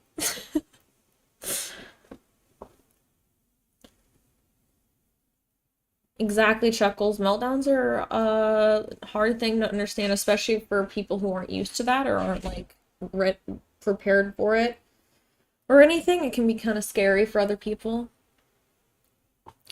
I would think it's similar to a cult and religion, thinking a higher power put them together. Yeah, exactly. Like, I think that's a little sus. I question anyone who's really, like, leaning into the, like, divine shit. If they're like, oh, well, we're twin flames because we, like, mirror each other's emotions and, like, it's a really, like, you know, cat and mouse type relationship, if that's kind of what they're going for, then like I don't really think that that's inherently harmful. I think it starts to get more inherently harmful the more they're like, we're divinely paired together. We must always follow each other. I must chase you even if you like get a new spouse and we're gonna be separated for decades. We're still gonna belong together. Like, that's sus to me and you need help. Yeah. You're fine. I just, you know, want you to like get actual help because we can't help with actual stalkers at your door. Ma'am. The needy babies. Do you need a snack? Is that why you've come? Have you come for a snack? A tiny puppy snack? There you go. Oof, I'm gonna have to pee soon. Well, that's good. That's good to hear. You left the club early to walk your mate's girlfriend home because he had left go early. They're having problems. I sacrificed the rest of my night for the fun of my friends. Well, that was nice of you. Ugh.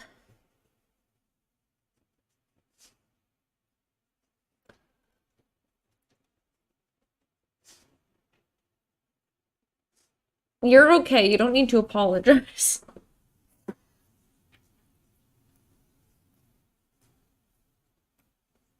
Yeah, exactly. I think a lot of when a lot of times when people think say things are divinely supposed to happen, I find it to be sus, and I feel like they're about to start selling me something.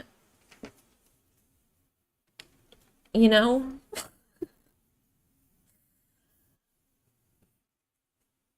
Solutions for dry mouth. Ooh, girl. Okay. They have this toothpaste that is specifically for if you have dry mouth and you just like don't rinse it out after you brush your teeth with it. Like you spit it out obviously, but you just like don't rinse with water afterwards. That is supposed to help with dry mouth. I've used it a few times. It does help me. Drinking water as much as you can for sure. But yeah, my anxiety meds also give me really bad dry mouth. So yeah, I usually try that toothpaste. That's gonna be the best, probably. I wish I remembered what it's called, but I do not remember. One can respect others' beliefs, but no one has to share it. Exactly. He thought you were his daughter. Creepy. Mm-hmm. Yeah, there's a few over-the-counter things that will help. Okay, actually, I might just go pee now. Well, I'm gonna go pee now, smoke when I get back, and then we're gonna go try to find some first-hand encounters of the stalker variety. Okay, we're gonna look at the Reddit and we're gonna see what we find, okay? We'll do that when I get back, so give me like 10 minutes. I'm gonna check and make sure the pups have had food and everything too, so be right back.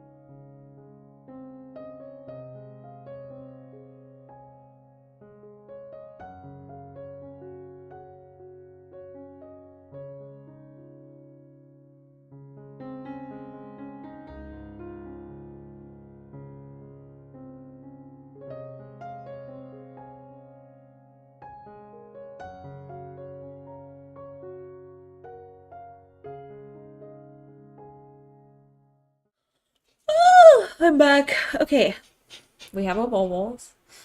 Did I tell you guys that I had to take the pups to the vet the other day? And, apparently Pupples is a senior. Apparently Pupples is a senior even though she can live to 18 and she's only 7. But I guess dogs are classified as seniors when they're 7. So she's an old lady. Oh, old lady Pupples. It's an old lady Pupples. Come here. Come here, old lady Pupples. Look how old she is. Doesn't she look so old? No, she looks like a puppy still. Yes, you're an old Pupples. An old Pupples, even though you're very spry Pupples. The spryest of old ladies. The spryest of old ladies. Look at you, Cooper. I love you, doggy. He's a good dog. It's nice though because she gets discounts on her medical stuff. Maples, what?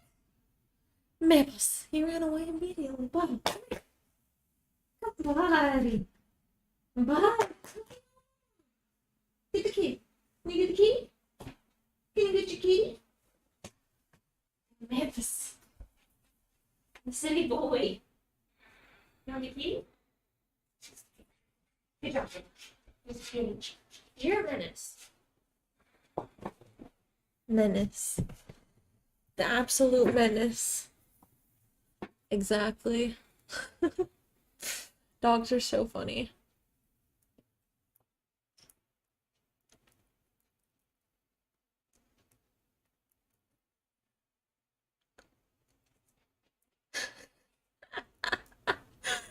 Yeah, exactly. Oh no. That's good at least.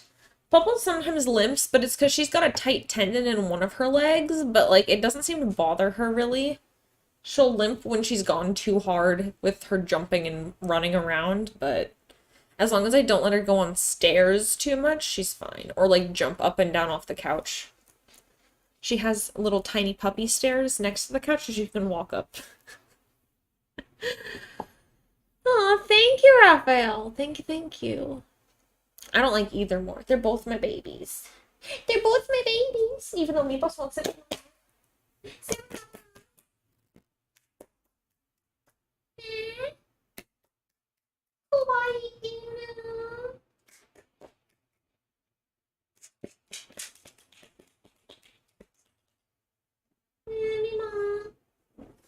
Baba. Baba. This little boy was so nervous when we went to the vet. He was freaking the fuck out the entire time. Weren't you, Bonnie? Yeah, you didn't like it, Buddy. They tried to do the stethoscope on him, you know, just to, like, hear his heartbeat. And he was literally running away from the stethoscope. It wasn't even cold. Like, bro, you're fine. You're fine. He was, like, hiding his face in my armpit right here. And he was just completely hiding. It was... No, we literally weren't able to calm him down. He had to get 2 shots, and he literally was just, like, freaking out to the point that he, like, if he saw me, he turned into the ultimate baby when he saw me, because I'm his mommy. And, so the vet and her assistant had to hold him down, and he was still trying to run. His eyes were so wide. I just had to, like, pet him from behind because he was, like, halfway, like, through her elbow area, and she was just holding him like this. He was, like, halfway on the table, and they had to give him shots. He was not a happy boy. He was not a happy boy at all. Usually Popos is the one who's not good at being places, but yeah, Meepos does not like the vet. No, why would there be 4th of July cake now? Oh yeah. Yep, they had the numbing cream on him and everything, and he was not a happy bubba.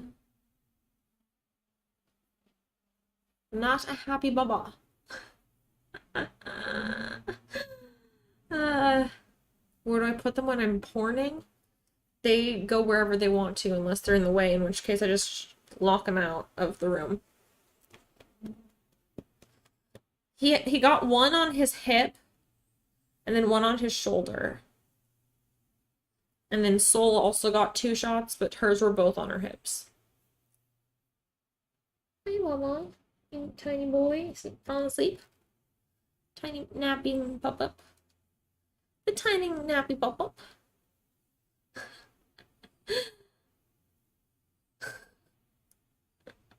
I'm sure. No, I think small dogs can definitely get arthritis because they were worried about that with Soul, but then we found out it was just her tendon, so thankfully it's not it. Yeah, they were just getting their rabies shots.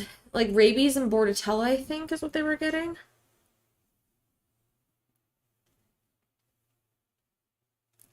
Because they're a little behind. They're like a month. They're a month behind. Oh no. You're a month late. Hi, buddy. Good boy. Yeah. Dogs are so funny when they do the. Like, what do you have to be huffing about, mister? You're napping. You're literally in my lap and napping. You're literally sleepy boy. Sleepy boy. There's a good boy. There's a good boy.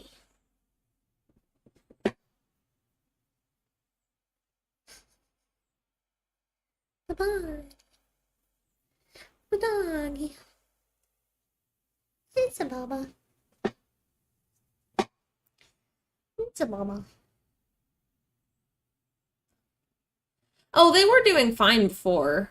I mean, there's nothing wrong with them. They just needed their vaccine updated. I know, right? I know, right? You have such a hard life, buddy.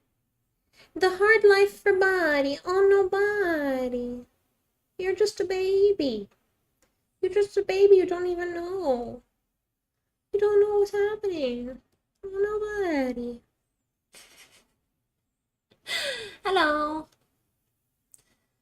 Yeah, they definitely like get a little bit nervous when we first leave.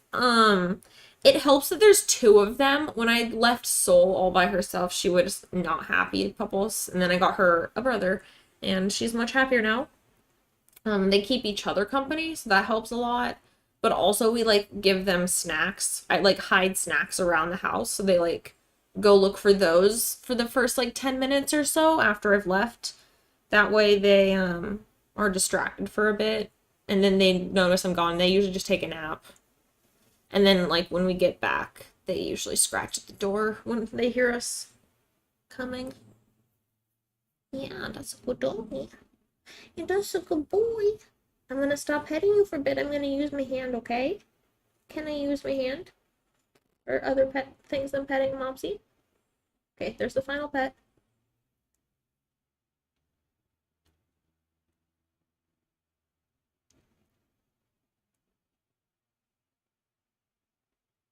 How long until he gets mad at me for not petting him? Oh gosh.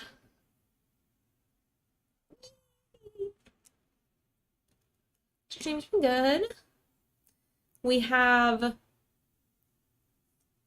a lot of notes, as you can see. He doesn't want all the pets. I think he might actually have fallen asleep, though. He's not moving. Uh, do they react to vacuums? They do, but also not really. Like, they do it first, and then they get bored of it, and then they just kind of go lay down. I usually try to avoid taking them to the dog park because Miso gets really afraid of big dogs because of his tiny puppy trauma. And yeah, so I avoid taking them around other dogs. The most I see other dogs is like when they get their hair cut and stuff, or when like we visit family and family has dogs. Yes.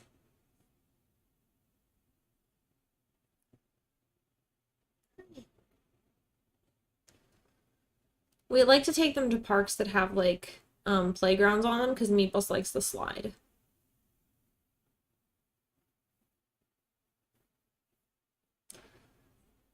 Yeah, that's the Meeples almost eaten by a coyote. Oh no, buddy. Now he doesn't like big dogs. He's a good boy. He's making some huffy breaths right now. Aww, cute. Cats are so cute. I wish I wasn't allergic to cats. Somebody. Hey, Mama. Good morning. Did you wake up? Hi. Sleepy boy? Are you sleepy boy? Say good boy, buddy. It's a buddy. Oh, buddy. Oh, buddy. Oh, mops. Okay, I'm gonna put you down though because I want to smoke and I don't want it to get on you. Oh gosh.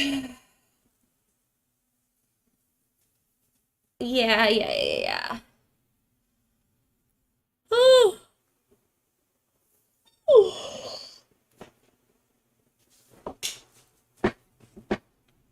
Bubbles.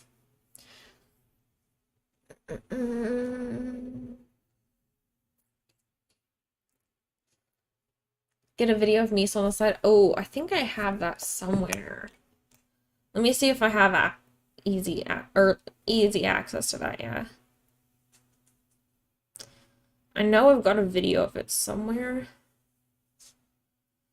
but I have so many videos and stuff. Let's see if it's in my favorites. Did I save it?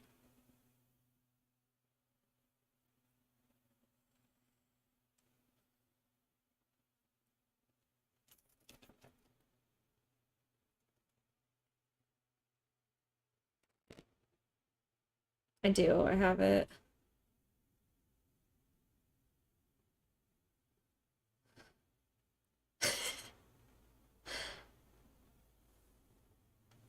Yeah. Oh, buddy. Oh my god, yeah, okay, hold on. Let me post that on Twitter.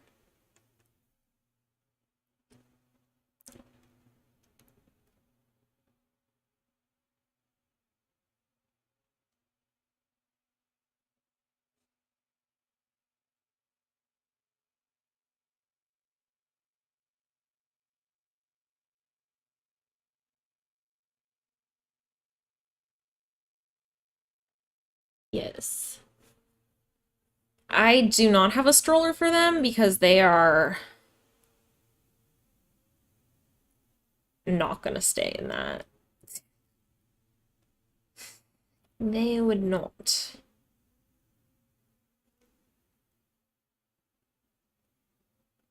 Where are my favorites?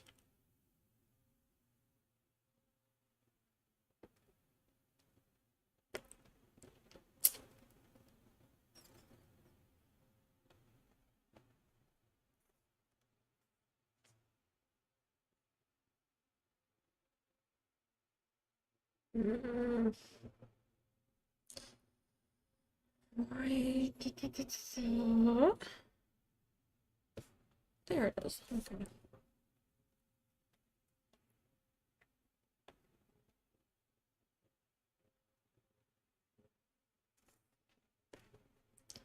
see if it'll load because it's.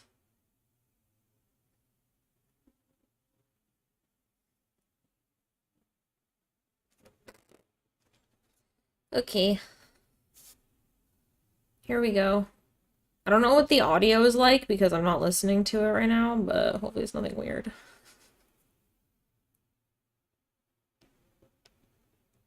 Where's the dog emoji? Where is it? There it is.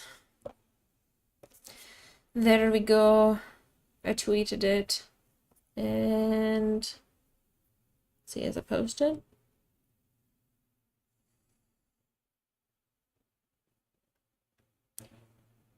There we go. Posted. There you go. Enjoy it. Enjoy. Enjoy the video.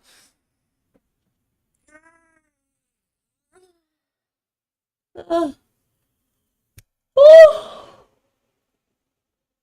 Oh. Granny in black and white, just imagine if you were male and you were getting something shoved up your behind. Sorry, what?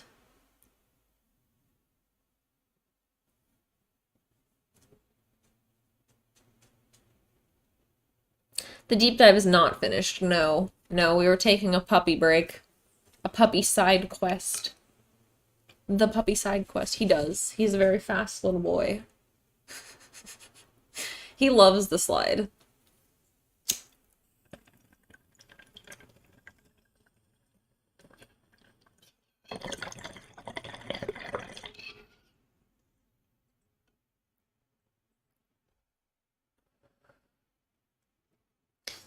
You don't know what my name means, you're probably too young or too old to be here.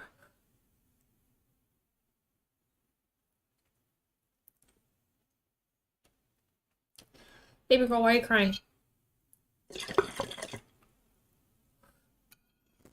Yeah, he really is.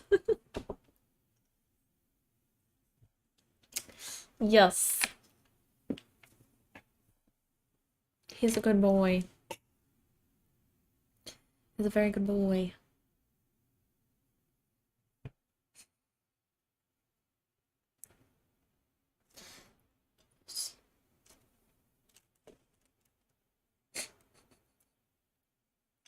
Or the bubbles.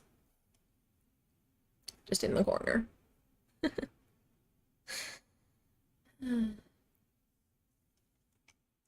What do I know? What do I know that others do not? What's the theory?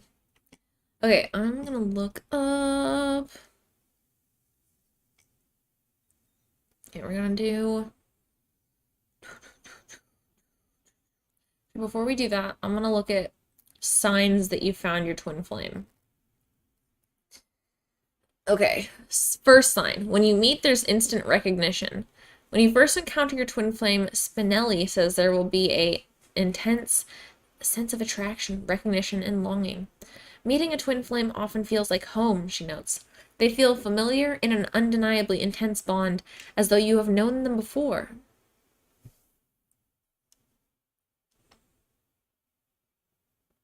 Ah, yes, because I do POV. See, yeah, my theory is that the only not gay porn is solo porn. Because otherwise, like, there's an actual dude there. You can't self-insert as well, and ultimately what everyone wants to do with porn is self-insert. So I think that POV works the best, especially for my incel ass audience. Not you guys, but like some of the people that watch me. But like a lot of people are not like in a relationship and they would like to self-insert into the video, so I think doing POV definitely works the best. Cause yeah, also it's nice because it makes it so like my normal thing is not super lewd stuff. So when I do decide that I want to do something that's very lewd, it feels more special, which I enjoy.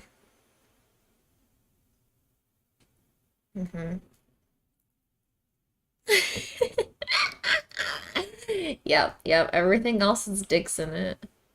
Who wants that? Or the hotter take is that what I make is actually extremely gay because there's only women.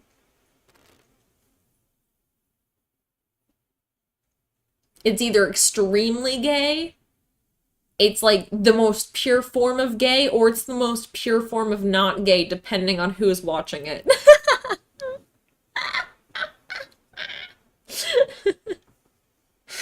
Ah. See you next month, bitch. That's a good plot. Aw, dang it. There's no platforms that would allow that, though. That kind of sucks. Because that's a solid plot. When am I gonna do more anal stuff? Ugh, good question. I really should. It's just such a fucking pain to prep for. You know what I mean? Actually, you guys probably don't know what I mean. You have to, like, prep for it, though. It's a whole thing. What if a futa watches it? Gay.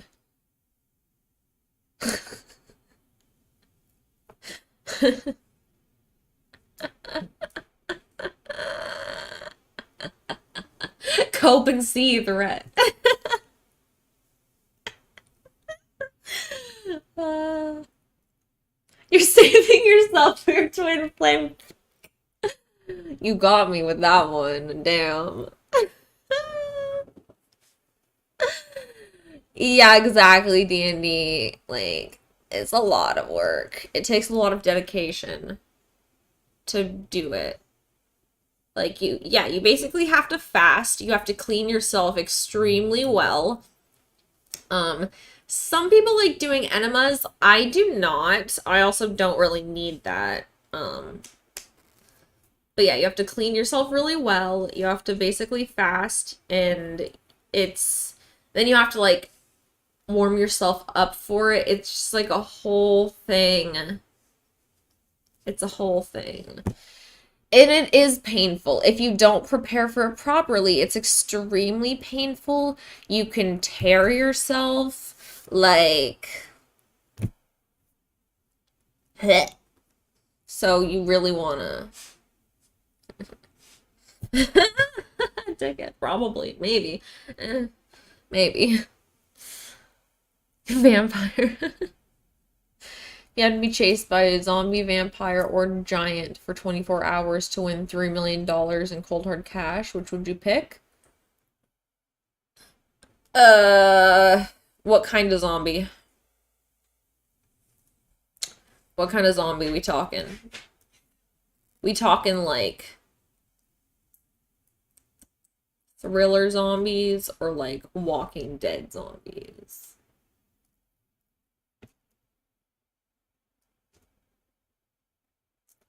Like,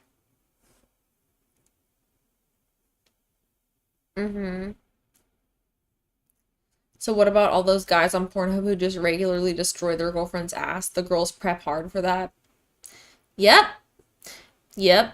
They do. Or they don't prep for it. They have a looser ass, so they don't need to like prepare for it. All they need to do is really clean for it. And then some bitches are just nasty and they don't clean that shit and no one cares because they're both nasty. And they just don't clean anything, and then they just cut out the parts where you can notice. They just edit those parts out.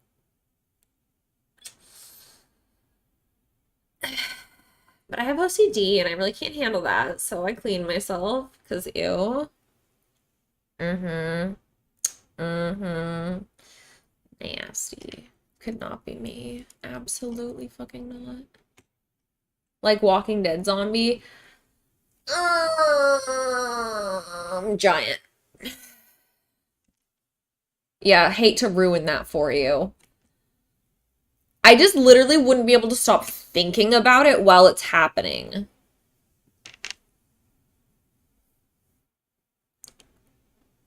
I don't know if anyone... I don't want to be mean. I am gonna be as painfully vague as possible with this story because I don't... If you know who I'm talking about, then just laugh along, okay? I have seen a bitch because I cammed, right? And that shit's live, so you can't edit things out. I've seen a bitch do anal and have to literally, like, I don't even want to say it because I don't want YouTube to get mad at me, but I'm gonna just mouth it. She had to.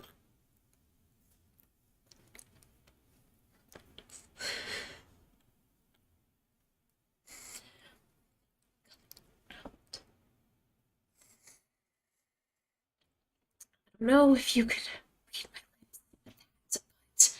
She literally.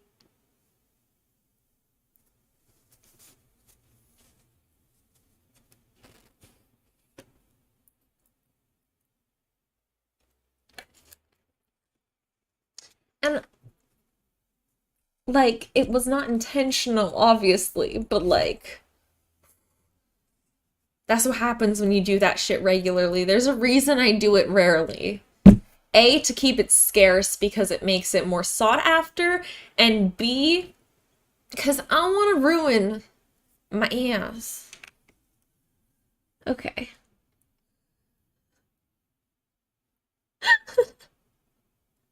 Yeah, I know you don't. I know a few of you know who I'm talking about.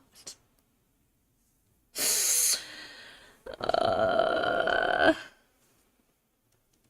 Not a lot. No, it was a small amount. No, they did not allow that on there. No, but they also were like not super enforcing the rules. So,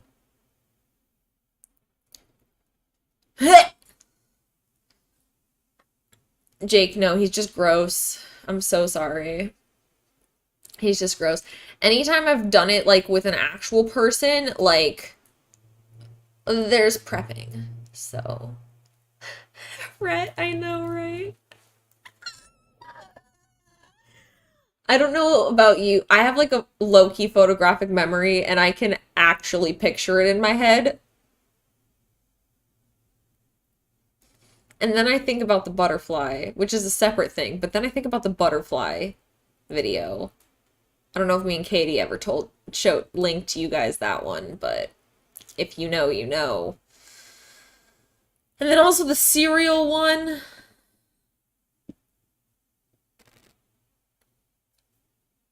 And that one's just honestly impressive, so yeah.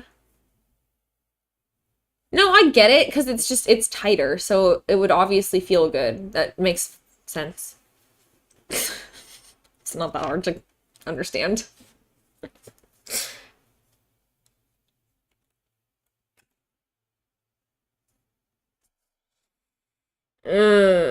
Yeah.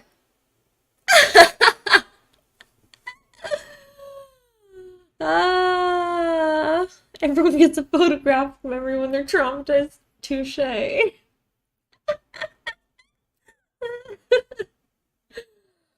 Mm-hmm.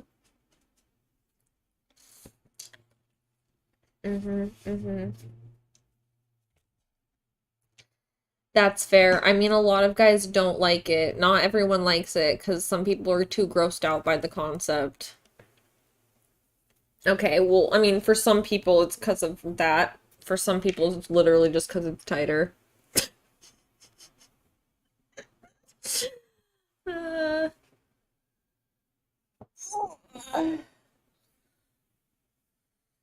yeah, the prepping is always longer than the actual thing because it takes like a fucking long ass shower and whatever else you do. Uh, Thanks, chat.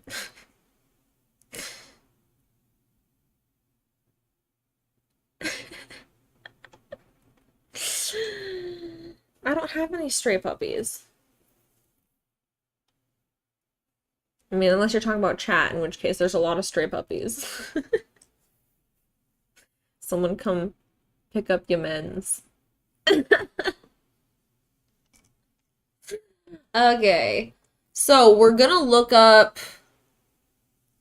Oh, right, we were reading this and then I got distracted. Um, Okay. So 2, you're similar, you and your twin flame find that you have a lot in common as far as values, past experiences, interests. Both of you will find that your past story has a lot of coincidences and similar experiences. 3, you complement each other in those areas that you aren't similar. You'll find your differences complement each other like yin and yang. Their shadow, for example, will be complemented by your light and vice versa. Is that what they mean by shadow work? And because your twin flame mirrors you, you're likely very aware of how your relationship highlights your shadows and theirs. Is that what they mean by shadow work? And not like the dark arts? Oh, I wanted it to be the dark arts. Can we just pretend it's the dark arts?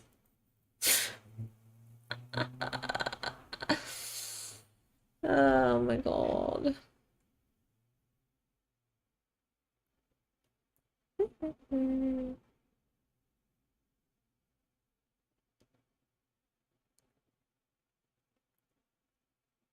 What?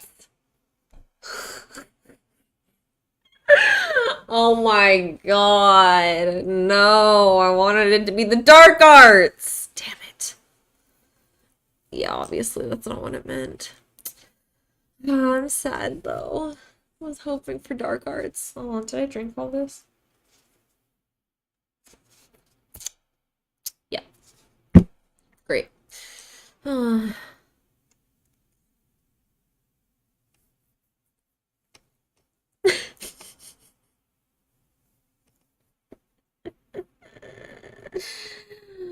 The Jungian.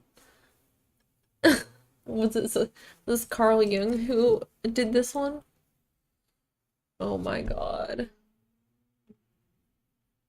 Bruh.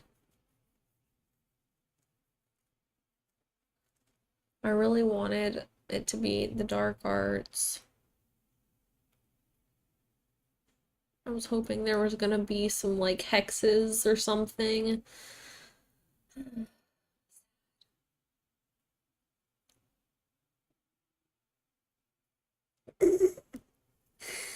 Bruh.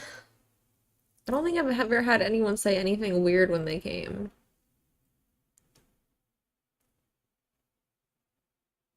Yeah. Nothing that's memorable, at least. Never trust the Defense Against the Dark Arts teacher. They're always evil. Hey, not Lupin. Lupin was fine, okay? Lupin was great. Twin Flame is basically just a soulmate, but instead of, like, being good for each other, you, like, mirror the bad things in each other, which could either be good or bad for you.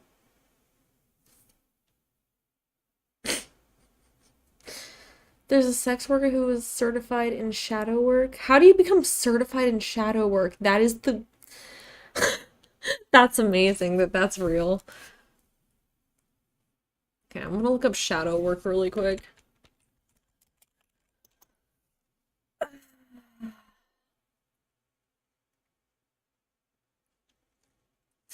Okay, what does it mean to do shadow work? Working with your unconscious mind to uncover the parts of yourself that you repress and hide from yourself. This can include trauma or parts of your personality that you subconsciously consider undesirable. Anyone can do shadow work on their own. Okay, I see where this is going. Oh god, okay.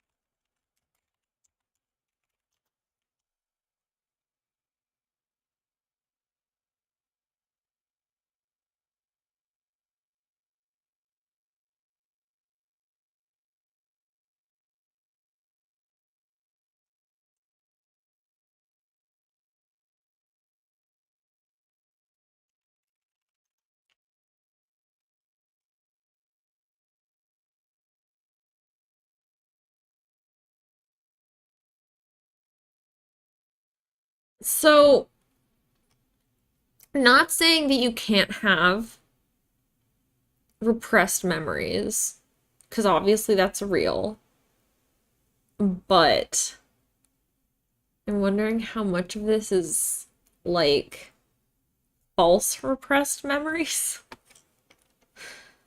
Like how much of that does this encourage? Cause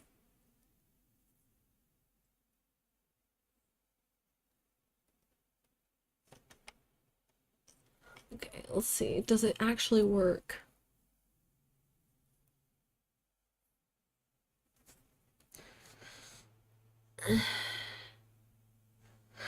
This kind of is this is so dumb though, because it's like, does it actually work? Which maybe, like any therapy, it's maybe anything is just maybe. But the answer is shadow work can heal wounds from childhood, often brought on by primary caregivers like a parent.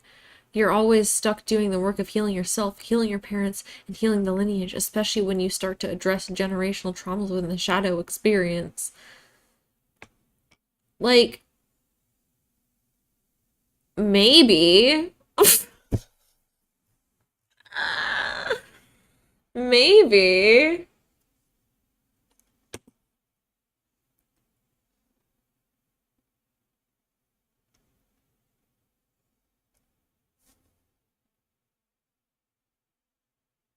Soul's just laying in the corner crying, but like very softly.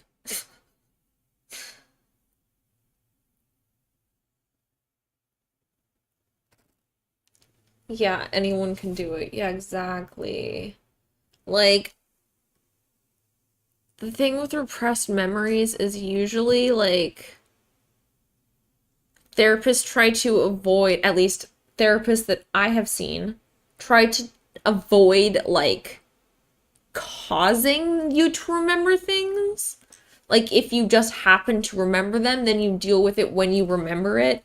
But like trying to induce a memory is usually not great because like you can create false memories like very easily.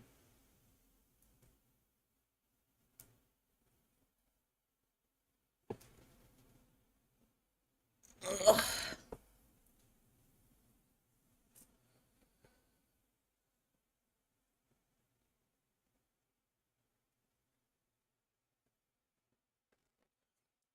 Like it's not about keeping it repressed or trying to unrepress it. It's more of just like you just deal with trauma when you remember it.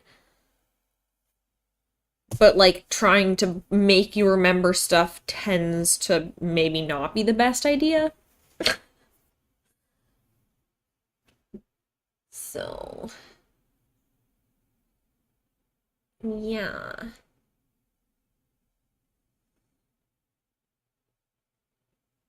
Okay. I'm gonna make a note about shadow work here. Shadow work. Where was that definition? Because that was good, actually. Okay, how is shadow work done?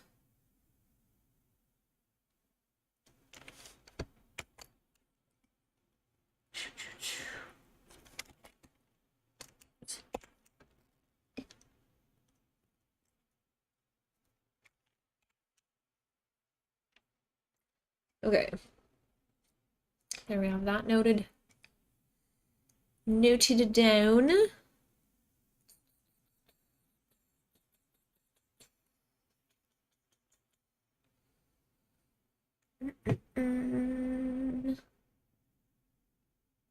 I know, I'm sad that it wasn't the dark arts. Who is Indigo Green?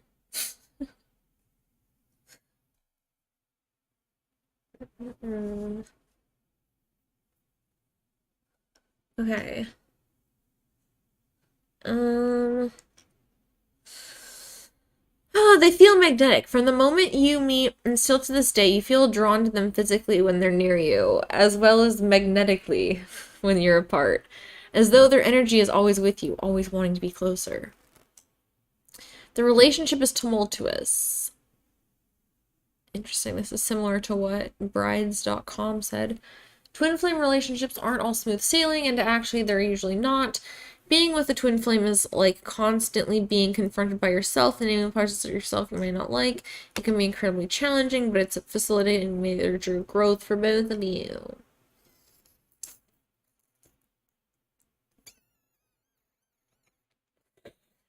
The relationship is very intense. There's a definite emotional charge between twin flames, says whatever her fuck the name is. And they often develop quickly because you already feel so familiar. I can read. Fuck. Okay, let me focus. Because you're so connected at a soul level, you feel things deeper together, which often makes for more intensity and passion. See, it's things like that that feels like they're describing like a BPD mindset in a way. The chase is most definitely part of the twin flame relationship. At some point, one of you may walk away out of fear or anger, you name it, but you'll come back often. If you're in an on and again, off again type of relationship, it could be with your twin flame. You'll find that things could just keep bringing you together in random ways. It could be months, years, or even decades. You always find a way back. The connection feels divine. God, this shit again. I'm just going to not read the entire thing because whatever. You have an almost psychic connection. They push you to be and do better. Okay. So, yeah, basically what we already knew. Okay, let me see if I can find Reddit. Oh, here's a question off of Quora. Okay.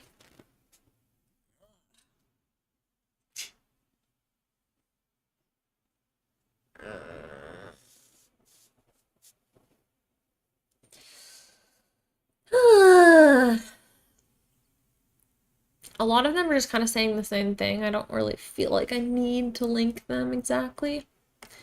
Because they're not hard to find also. Okay. This is from Quora. I'm on the Reddit for twin flames, and so many of them write about their twin flame cheating on them. I'm not even in union with my twin, however, I can't be with anyone else. I can never imagine betraying my own soul like that. Anyone else? LMAO. This is the mindset.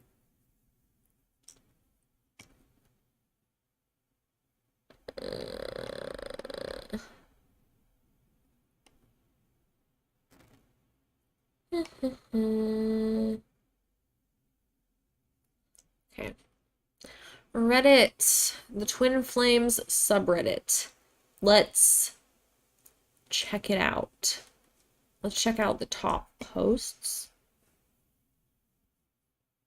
of all time. Top of all time. Let's go.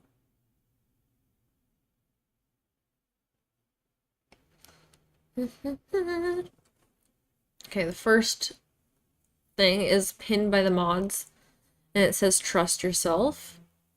It's a resource. So many times in life we want answers. We want someone to confirm to us what our mind is making us doubt. We want validation through our peers, but life is our journey to learn and grow. It's for our own individual souls. The twin flame journey is even more personal. Although it involves another, it's still growth and learning for those involved, and no one else. We all have our own struggles and experiences that are only meant for us. Validation would make things easier. It would be much simpler to just have someone give us the answer, but that's not what life is about.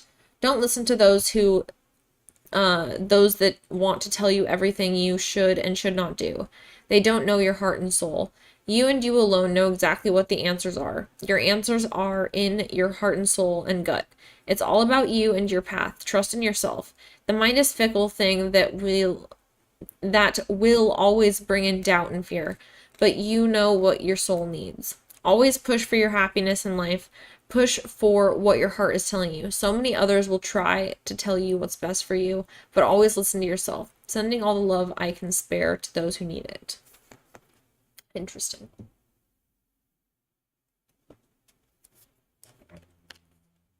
Now, let's think of this, reading this from the two different groups. From the genuinely in a relationship group. Let's call it the genuinely in a relationship group and then the stalker group. Okay, those are the two different groups here. So the genuinely in a relationship group, this is definitely like a comforting post. Like, I think that's fine. I think there's nothing wrong with this. From the stalker group, though, I think they would definitely see this as like, it's all about you and your soul, and like, they don't know your soul and what your soul needs, blah, blah, blah. But considering that they think that them and their twin flame are part of the exact same soul, like, this would further make someone in that mindset think that they should just continue to push for it. Does that make sense? Does that make sense? I don't think that's whoever posted this' intention. I just think that that's how the stalker group would take this. Okay. Someone else posted a good meme that says, with the right person, you won't have to try so hard to feel heard and seen, which I think that's good. I think there's definitely like good posts on here that are like gonna be more helpful. That's kind of encourages people to like chill the fuck out. And someone says, repeat this mantra, I don't chase, I attract. What belongs to me will simply find me. Namaste. And then they say, you can't fuck up anything that is meant for you, so stop being so scared of what will happen. Trust your intuition and let your heart and soul guide you in this journey. I promise you, you cannot mess anything up that is meant for you. So I think that, like, honestly, the community around this, for the most part, like the surface, okay, let's call the surface community. I think the surface community for the twin flames is totally fine and wholesome. But I just feel as if, you know, the other group is going to take all these things just the wrong way. You know? Okay. Do you guys ever stop and realize how beautiful it is to love someone like that? Apart from all the trauma, toxicity, pain, and everything else, I sometimes just stop and go, wow, I'm so used to being absolutely in love with her that I kind of feel these feelings I have for her to be normal. But sometimes I have these moments where I just become aware of how strongly I actually love a person and find it to be so fucking beautiful, and I'm so grateful to be loving someone like that. Assuming that's actually who you're dating, that's cute.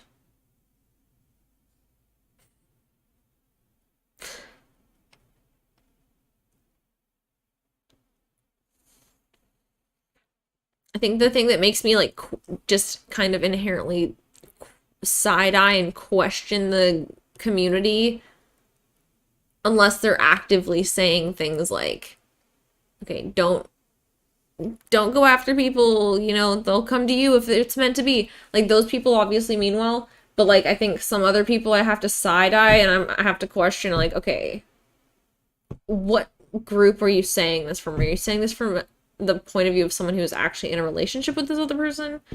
Therefore, it's a cute thing that you're saying. If you are not in the relationship with this person and you just think that you are and you're stalking them, it's just really creepy. You know? Ugh.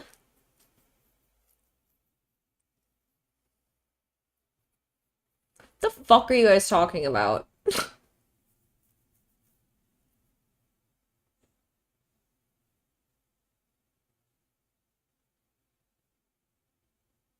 Good night. Good night, Robert.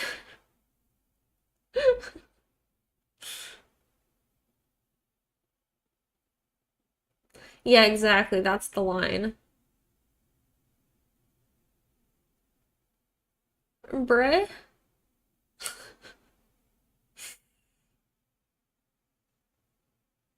Well, that's the thing, D&D. We have no way of knowing. We have no way of knowing which is which. That's the thing.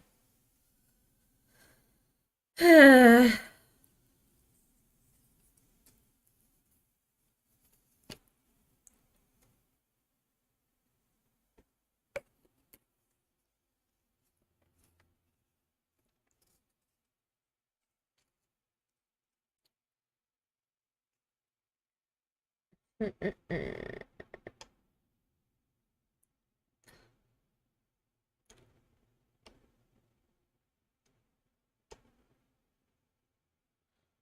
Okay, like just a lot of memes.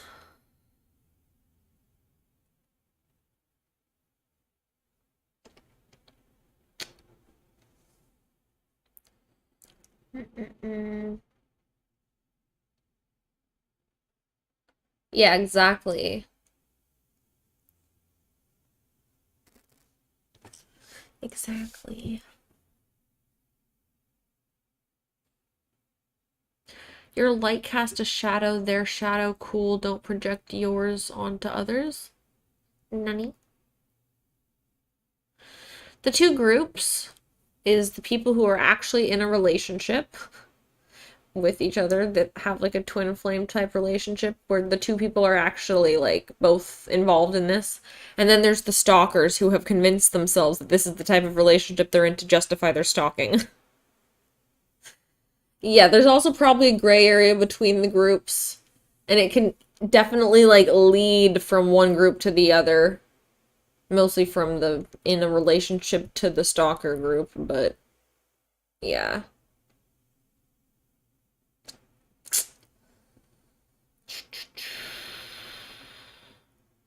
Yeah, it could also keep someone in an unhealthy relationship they're ought to get out of because they think it's predestined and that the hardship is simply part of the journey. Exactly, manga. Exactly. Like it, well, it can be beneficial if you're going about it the right way and you truly are in therapy and you're communicating properly and stuff. Like, if you're basing it just on the fact that you see negative parts of yourself when you're with them and it makes you want to work on yourself to be better, if that's the only aspect you're taking from this, that and that you think that you're too like you're super similar and stuff, like that can be fine. That can be fine. However, when you take it to justify like someone who cheats on you, like staying with someone who cheats on you, or, following someone who doesn't want to be with you, or any of those kind of things, that's where it's a problem. That's where it's a problem.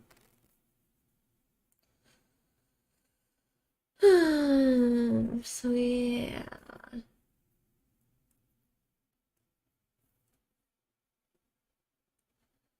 Yeah, exactly. It's exactly like I'll be stronger if I endure the long test, the long battle. I must stick it out for my partner, blah blah blah. Yeah. It does not create a healthy environment for sure. Um, so yeah.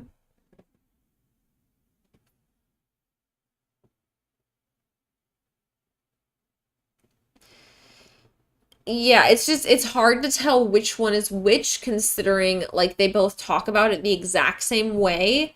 And you really can't tell unless you had both people talking about it, you know? 'Cause yeah.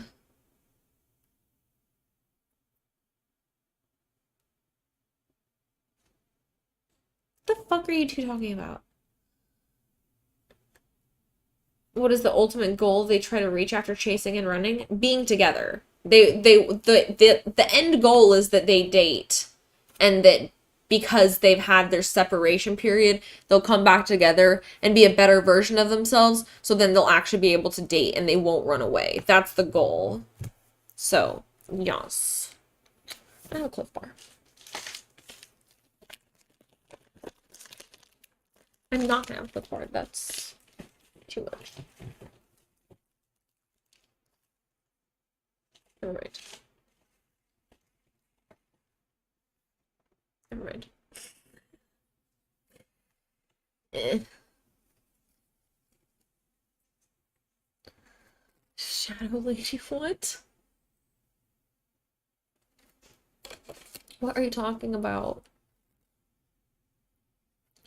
Twin flame is an aesthetic? How so? Like leather jackets and motorcycles? Okay. Explain.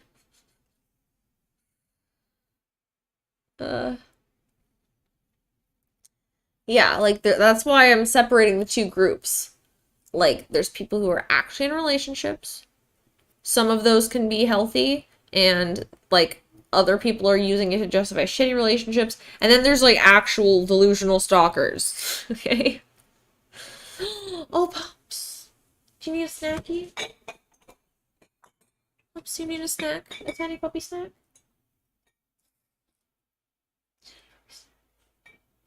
A tiny puppy snack. Oh, Mama. Oops. I didn't throw it in the right spot. Maples. Maples, this is for you, Mama. I don't want to throw it because she's gonna just steal it. Go find the other one. The other one's over there. Get it, Bubbles. Get it, Bubbles. Get it, Bubbles. Good job, Bubbles. Just a good Bubbles. And always count on Bubbles.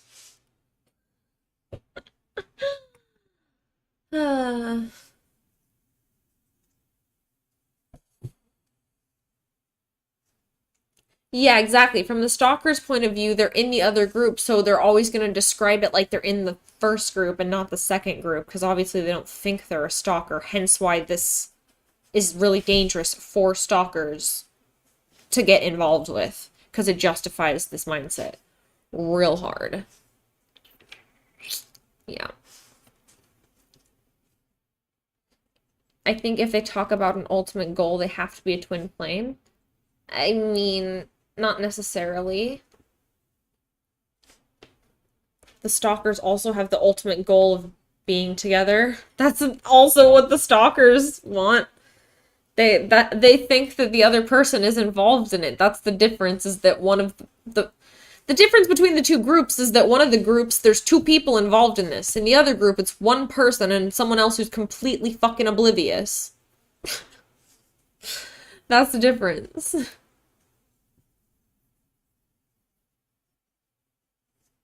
Does the community have an awareness of this?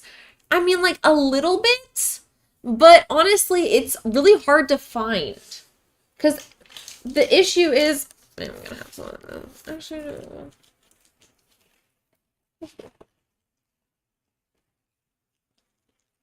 yeah, I'm gonna have this. Okay.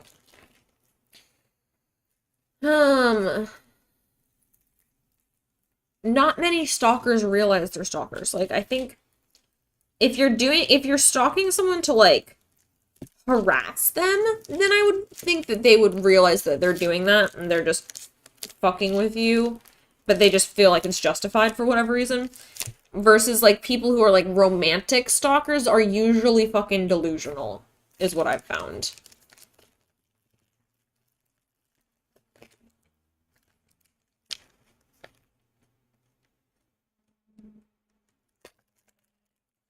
Yeah, sometimes they do.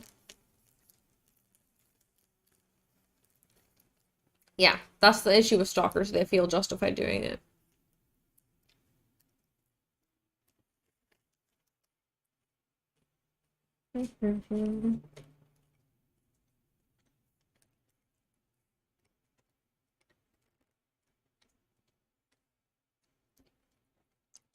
Patrick, what the fuck? Thank you. Thank you very much.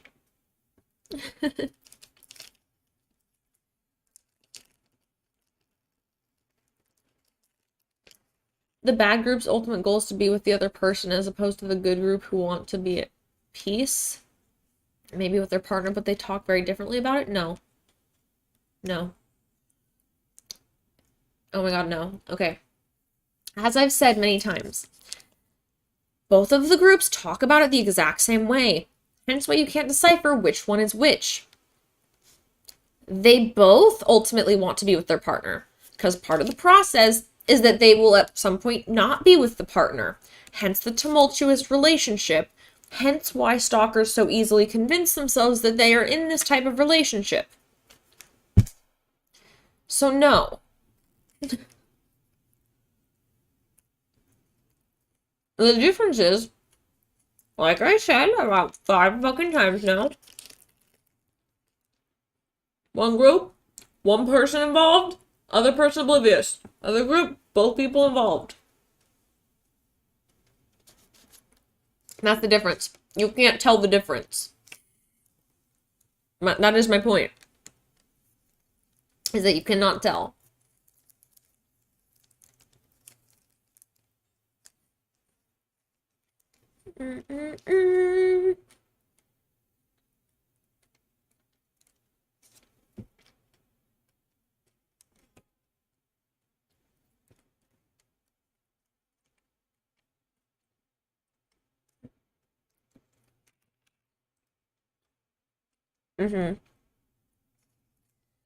Yeah, the relationship group tends to actually, like, the likelihood of them ending up in a healthy relationship with therapy and actually being able to, like, work on themselves is very much higher possibilities versus the other group where that's not really an option unless they just stop stalking the person. So yeah.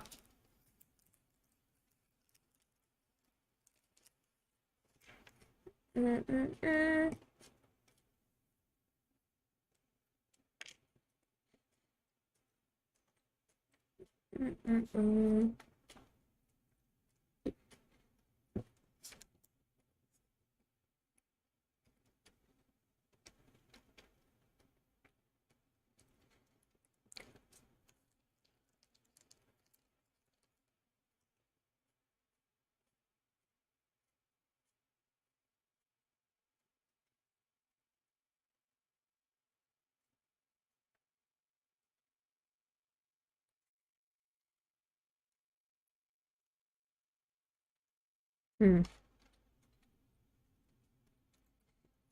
Interesting.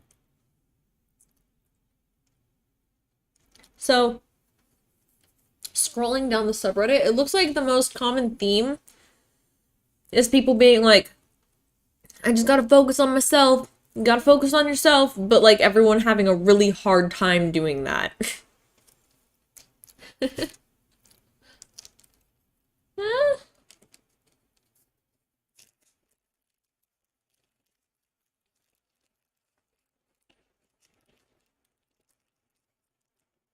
Mm.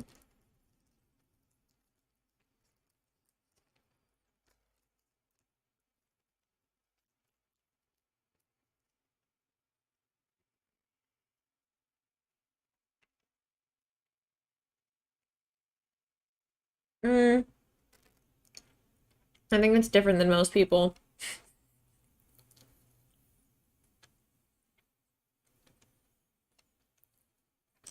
Because they're having like obsessive thoughts about the other person. Like, for example, here's one of the memes. When you're trying to focus on yourself, but you feel your twin flame fantasizing about you, and their favorite song comes on the radio at the same time.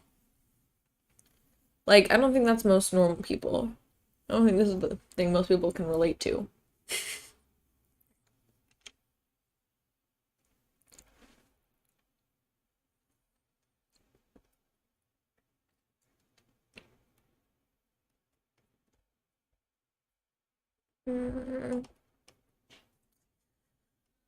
Um,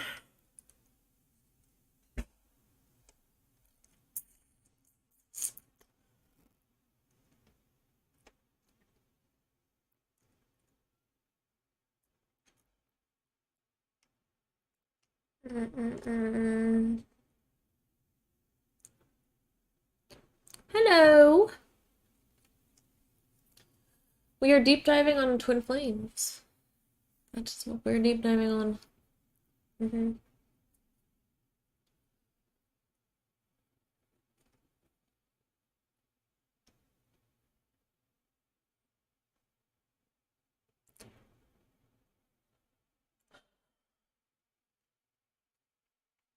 How do they know their twin flame is fantasizing about them?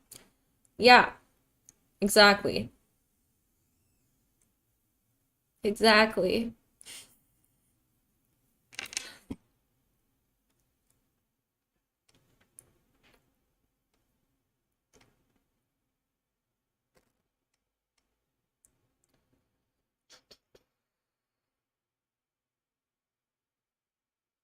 Half of this chat is being so fucking autistic.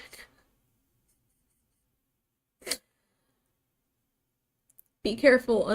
Unreturned romantic feelings can turn into rage, but you gotta be careful. Bitch, and that's their own problem. What are you talking about? I'm taking notes for a video right now, Mr. Lee. Mm-hmm.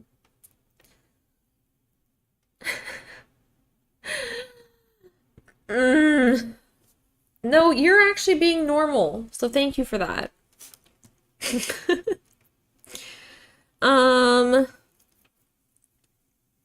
And by normal, I mean just getting autistically into this topic with me. Everyone else is just like, I don't know what the fuck conversation everyone else is having, you know? They're literally talking to themselves. Okay, so I found my twin flame. It feels like life finally is inviting me to experience true love. What should I do? Ego, block them. These are the memes. It's over the Darth Vader Kermit. Japanese is going good. Oh yeah. Dude, I went to the mall the other day, because I wanted to get myself some boots. And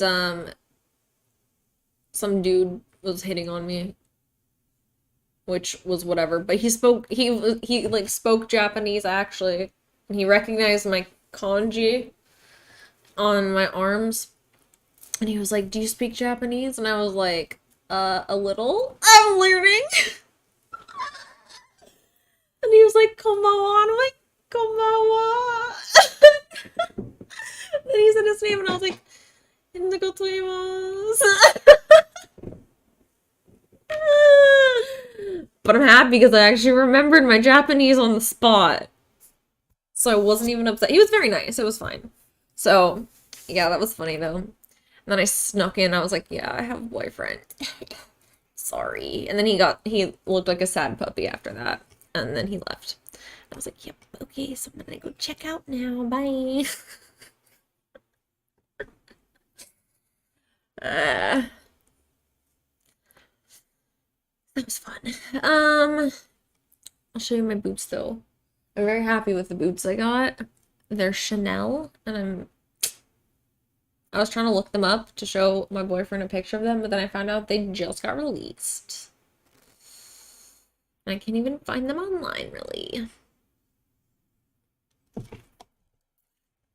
Yeah, getting hit on in Japanese, that's...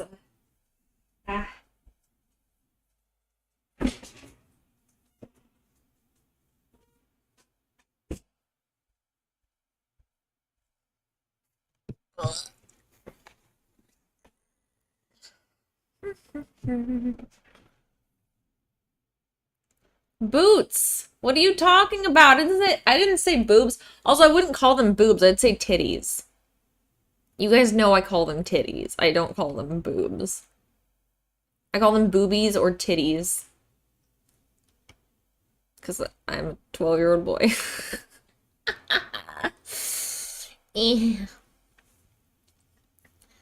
Okay, here's a post, which is interesting. Forget about the twin flame concept. It messes with your head and it's bad for your spiritual, mental, and physical well-being. Work on becoming happy and whole on your own. You don't need to hold on to the twin flame concept to do that. Holding on to the label often causes you to rationalize unacceptable and bad behaviors. Stop giving them excuses to treat you less than you deserve just because you believe this person is your twin flame. Union is manifested in a healthy, reciprocal, physical relationship, not a toxic one. Be logically intuitive. Edit. It's all about your spiritual and self-love journey, which actually is a really good post. So, like, there's definitely pushback in the community, you know? There's definitely pushback in the community about it.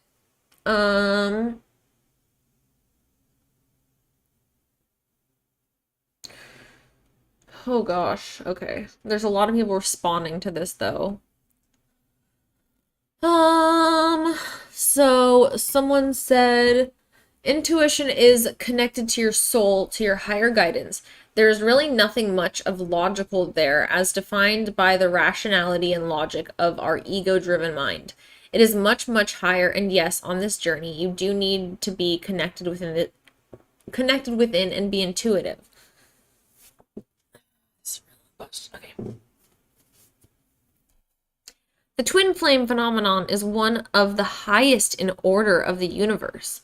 You can call the connection by any other name if you want. You can dim the term altogether. You can ditch the term altogether. But the phenomenon will be the same and is extremely important and extremely powerful. Excusing or justifying harmful behavior in the name of sticking with a real or supposed twin is, of course, not the way to go. If you are exposed to harm, by all means, protect yourself. I always say it, this might be a lesson in itself on your journey, because you have to love yourself first and foremost.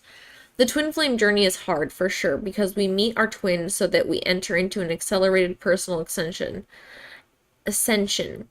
But if we are consistent with our inner work, shedding negativity and uplifting our vibration, we reap a ton of benefits. Then we find so much happiness, peace, expansiveness, ourselves living at our fullest potential, and we achieve energetical harmony with our twin too, which leads to union and energetical phenomenon also. Energetical? Is that a word? Okay, whatever. But most important part will always be the much improved version of yourself and your connection within. And then OP response to this says, I agree there's no logic to the soul and the journey is an out of the world experience. What I mean by that is to find balance between logic and intuition, between mind and heart, knowing when to use which, and let them work together instead of working against each other.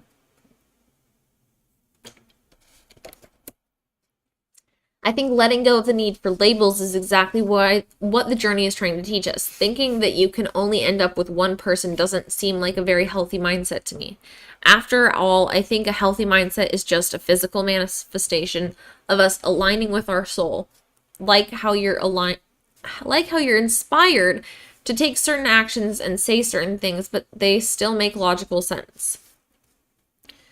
Holy shit, this person.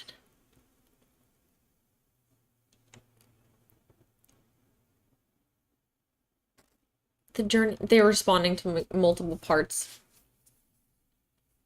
It's a word, I guess. I don't know. Fimble. It's not energetic. That's not the word. Okay, so they said in response to the journey is an out-of-the-world experience. Exactly, it includes 3D, but it is much more of a higher dimensional nature, hence all the paranormality we experience.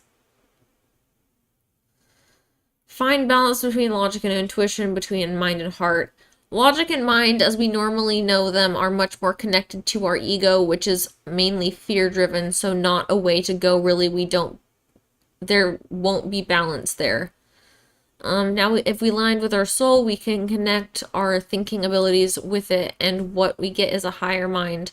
This can be very useful and effectively help us in our journey. And then in response to thinking that you can only end up with one person doesn't seem like a very healthy mindset, they said, neither to me. The twin flame journey is not about this. I don't know if this is what other twin flame coaches are teaching, but I don't advise getting attached to the idea that our goal in life is to end up with someone in particular.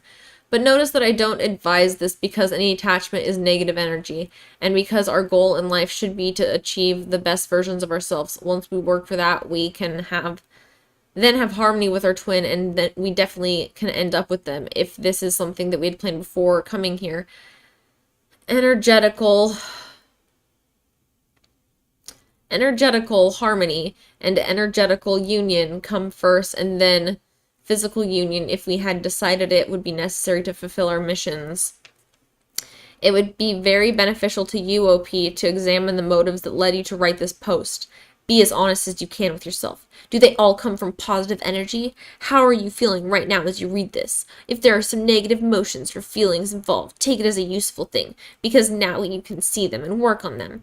That is what we all should do anyway. It is for our benefit. I wish you nothing but the best in this and everyone else. Okay, condescending as hell for no reason. And then OP says, I totally agree with you, but I honestly feel like we're actually talking about the same thing, only we express it in different ways with different words. That is why I think the label itself doesn't matter. There's only one thing, like how science and spirituality are two sides of the same coin. They're actually both trying to explain the truth of reality in many cases and are actually talking about the same thing. And I totally think that spirituality is just what science can yet to explain.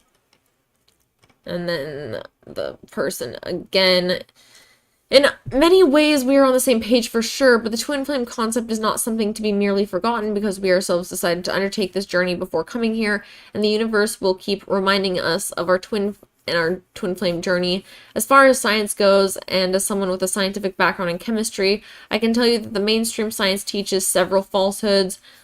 I am glad that when I spiritually woke, I could get to see that and see beyond it. Science on Earth will have to undergo a huge revamp and will within the coming times. Then it will be able to tap into the truths of the universe. All these people sound like they're in a cult. Oh my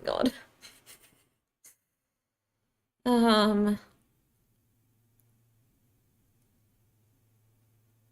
This person says, yeah, that's all well and good, but just remember, if you forcibly try to stop thinking about them, the universe will throw their face all over your body, show signs to you, keep them in your dreams, etc. There's nothing to worry about. God and the universe is on your side. Your twin is there to show you who you are. And then someone said, X-fucking-zactly. My life would have been so much easier if I had just stopped thinking about him and cut myself off from this connection completely. Every time I've said I'm done, I can't do this anymore, I quit, the signs come tenfold and I have to keep going. I did not want this amazing person I've intuitively known about my entire life to be married when we met.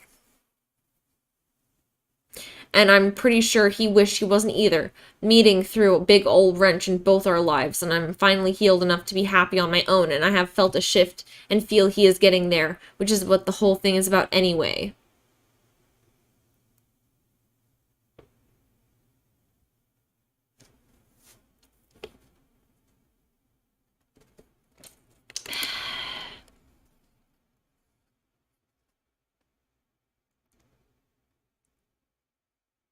What even?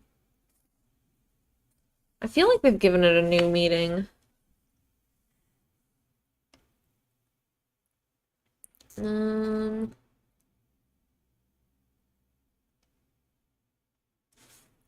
Someone said, my twin and I are past the toxic phase, and if anyone else went through what we went through emotionally, I'd say get the hell out of there. And yet at the same time, I wouldn't have ever made the choice to leave myself. But it should be made clear, physical abuse and intentional harm should never be excused.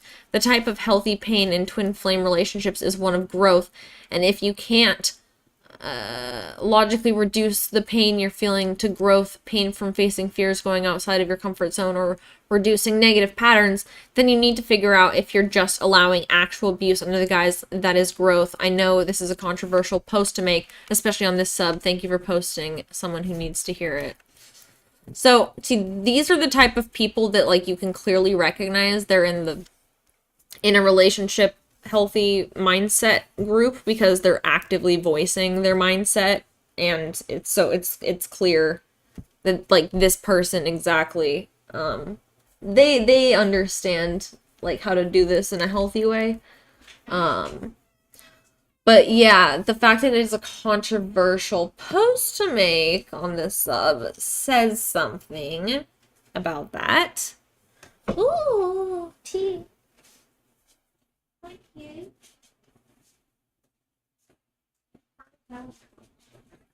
Not for doggies. Good, because my coffee is dead now.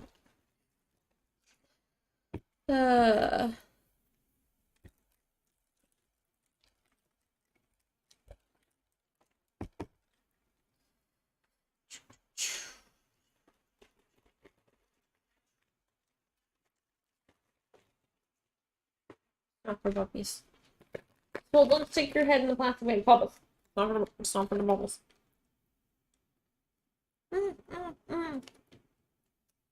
Yum.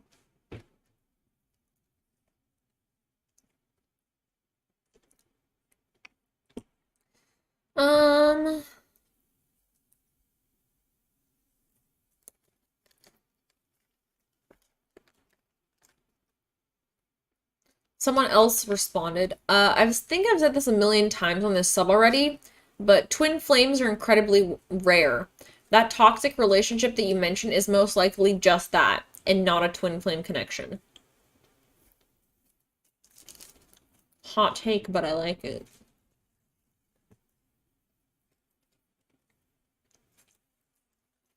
Because I think the only true twin flames would be the ones in the first group that are doing it in a healthy way. Which is such a small group of people. I'm not saying it can't exist, but it's definitely not the majority of this community.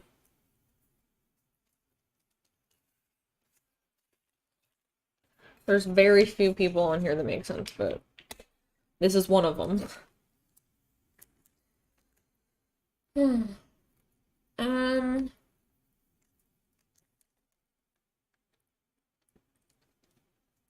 Okay. Ooh, this person's about to hit the nail on the head right here, I think. Okay. I agree. It's because a true twin flame connection can sometimes have similar traits is why so many people get it confused. And many people take advantage of it and the ability to push info that many people could relate to in order to make more money, etc. True twin, there will be a massive awakening on both ends that will naturally occur and things get better. And in my opinion, it won't take decades.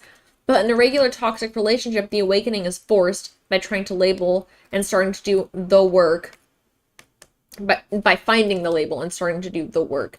And the other person may not wake up, or you won't see any progress on their end that coincides with your progress, give or take smaller delays, not decades.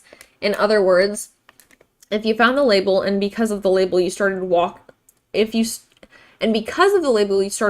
up and it's been 20 years and the other person is still doing the same thing, is still sleeping, likely not a twin flame. Interesting.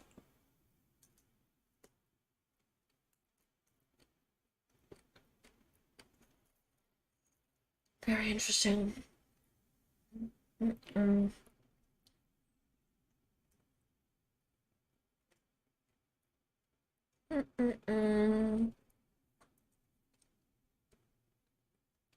then someone says, depends on what your definition of awakening is, and even then, whether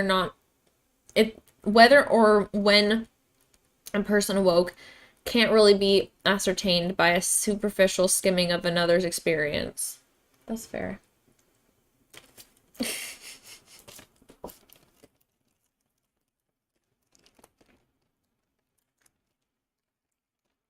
I know, Fimble, we've gone way back. We've reverted quite a bit.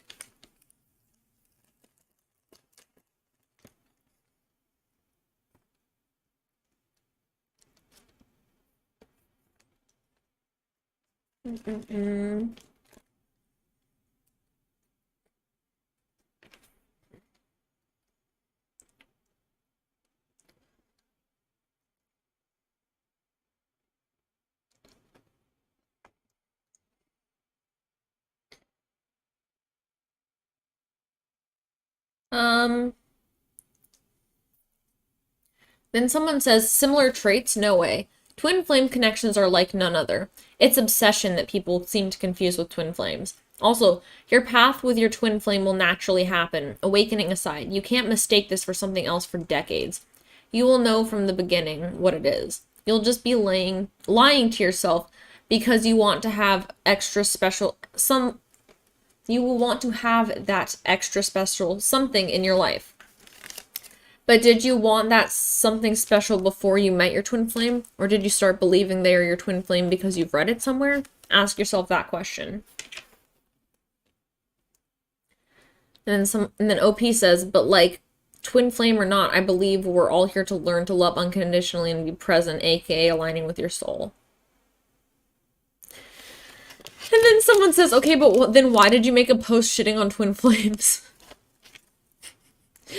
And then OP says, I just don't see the need to label it as a certain thing because us humans tend to overthink things, and instead of doing what feels right, we tend to do what we think is right instead. Of course, it's very real and soul expanding experience, but then not letting anyone treat you less than you deserve is part of how Journey teaches you to love yourself more by showing you what doesn't feel right so you know what makes you feel right. Oh my god.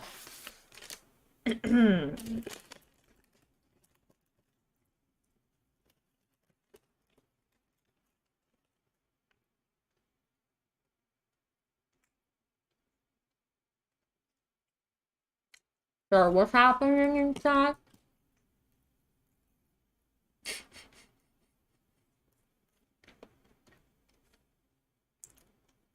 Yeah, I always tap out when people start talking about spiritual shit. I'm just like, oh my god, okay, we're never gonna agree because you have a fundamental different way of looking at the world than me. So, it's not really my job to convince you otherwise.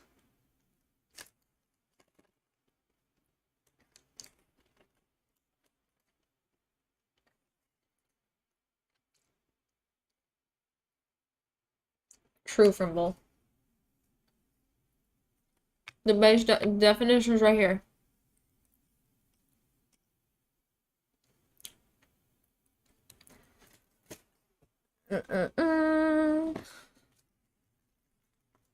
Okay, so I think most of the people in this thread seem to be somewhat level-headed.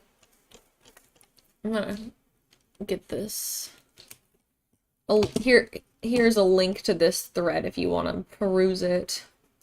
Because this one is like the first level-headed one we found. I'm gonna level-headed thread. Thank you. Yeah.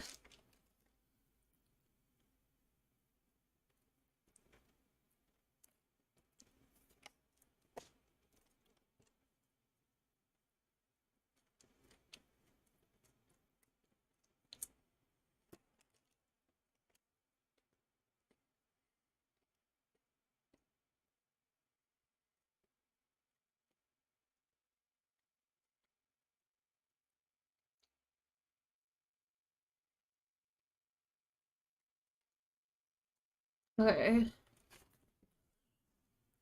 So there's definitely a lot of like sane people in here pushing back against stuff. For sure.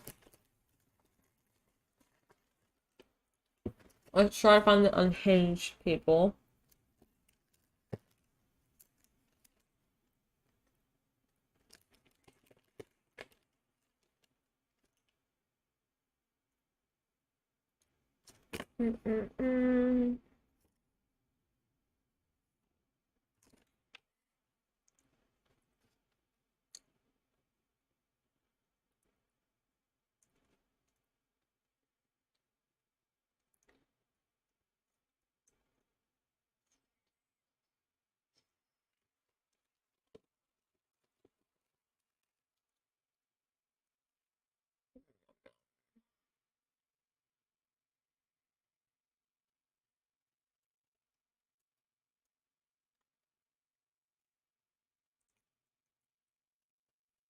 Mm.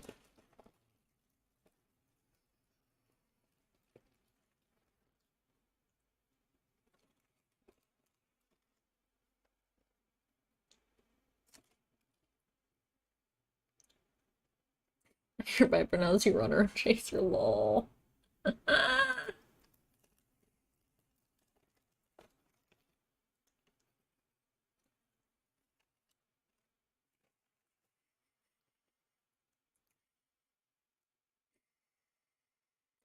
Oh damn it.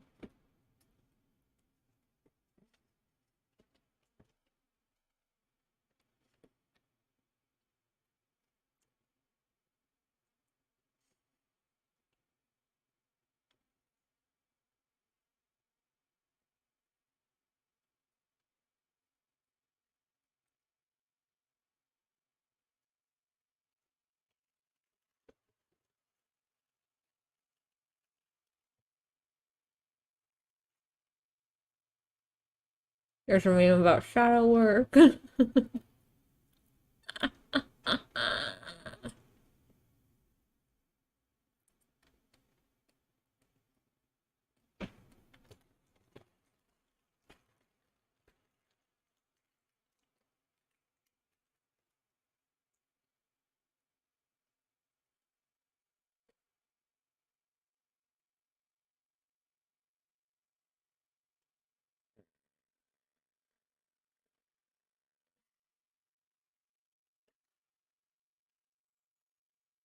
Okay, here's a meme, which is interesting. The top frame is two lighters with the caption twin flames. The bottom frame is a lighter and a cigarette called soulmates.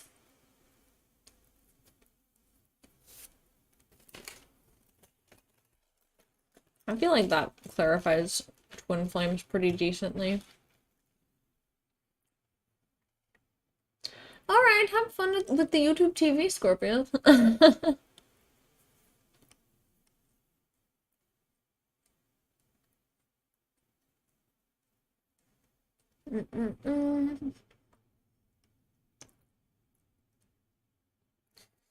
I need to find the unhinged bitches. I know they're out there.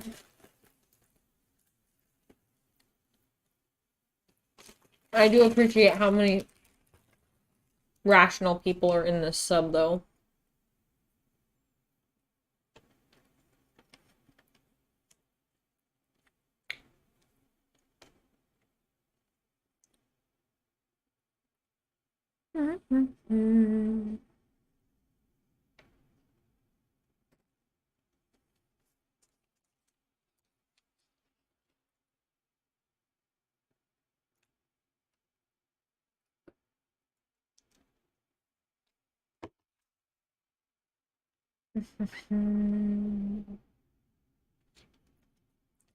Sorted by new.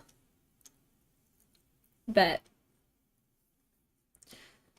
Okay, yeah. This was posted 26 minutes ago. So there's no responses to it, but... Okay.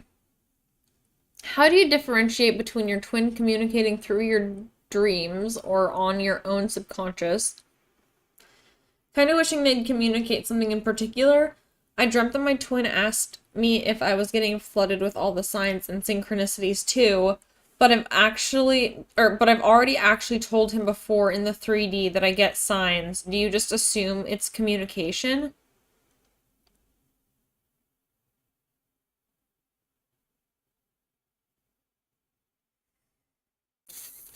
I don't think it's gendered really, Kevin. I think there's both crazies.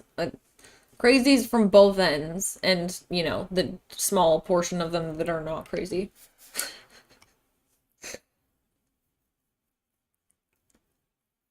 But LMAO.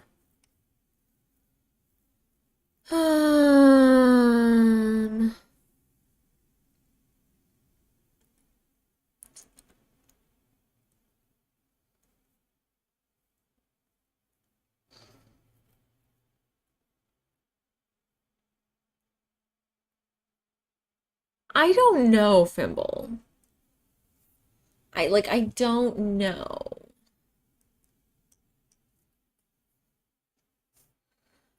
Okay, this one's from 6 hours ago. Meeting up with my, twin, a bad idea. I had an affair with my twin when we were both married. He got divorced since then, while I am still married. We then reconnected over the pandemic and had a long-distance emotional affair, which was ended by him because I told him that I wouldn't leave my husband. You're a fucking cunt. Twin Flame and I have plans to meet this summer, but had been no contact for a few weeks now. I haven't canceled my trip. I'm going regardless of his decision to see me or not. I have friends to visit, so it's no big deal. My question is it wrong for me to reach out and ask him if we're still meeting?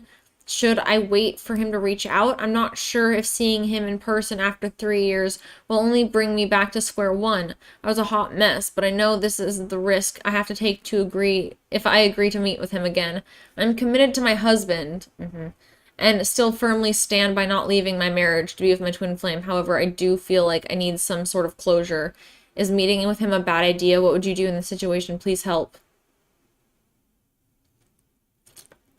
First of all, bitch, divorce your poor husband. There's a response to this that says, the need for closure is always there. Now, given that he is not shutting you off in some way, that is good. Just try to have the closure as a distance closure in order to not engage in another sexual affair while married. The twin flame connection is quite strong and can lead you places you don't want, especially if you're married. Maybe it wasn't meant in this life anyway. Like, bitch, you're literally married. Can you free your poor husband? Free this man. Free him.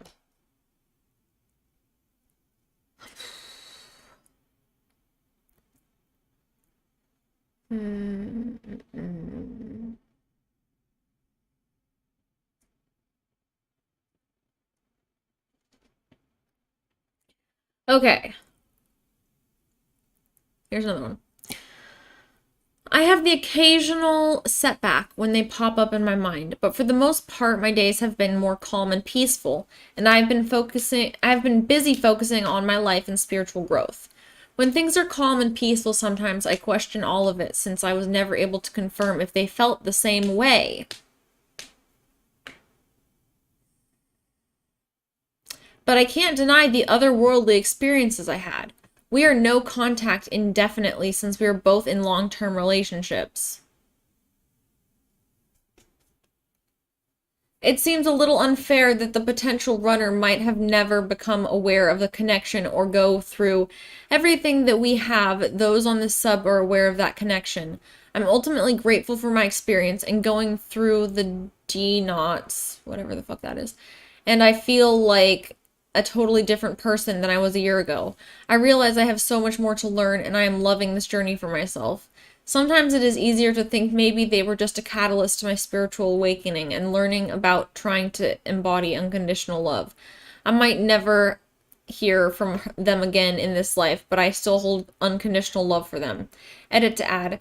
Just started scrolling through and seeing the other recent surrender posts, and I'm so happy for all of us. Sending love and all the peace I can to you.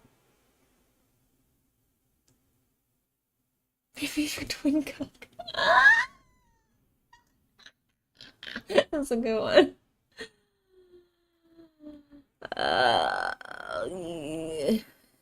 No, Fimble, runner is just one of the terms. That's not a red flag. I've already explained to you that it's hard to tell unless they're explicitly saying. You can't tell by the way that they talk about it. If anything, the red flag here is that I was never able to confirm if they felt the same way. That's a red flag. And that we are no contact indefinitely since we are both in long-term relationships. That is also a red flag. Also, I'm going to copy. Nope. Hold on.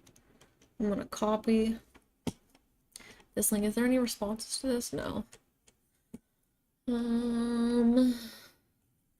Level-headed.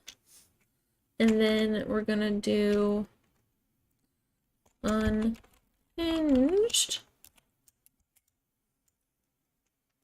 And then we're going to paste these bitches.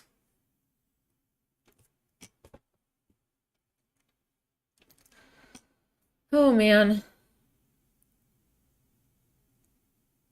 Da, da, da, da.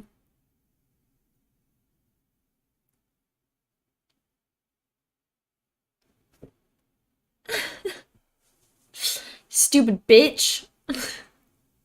Pay attention, Fimble. Okay, gotta find more.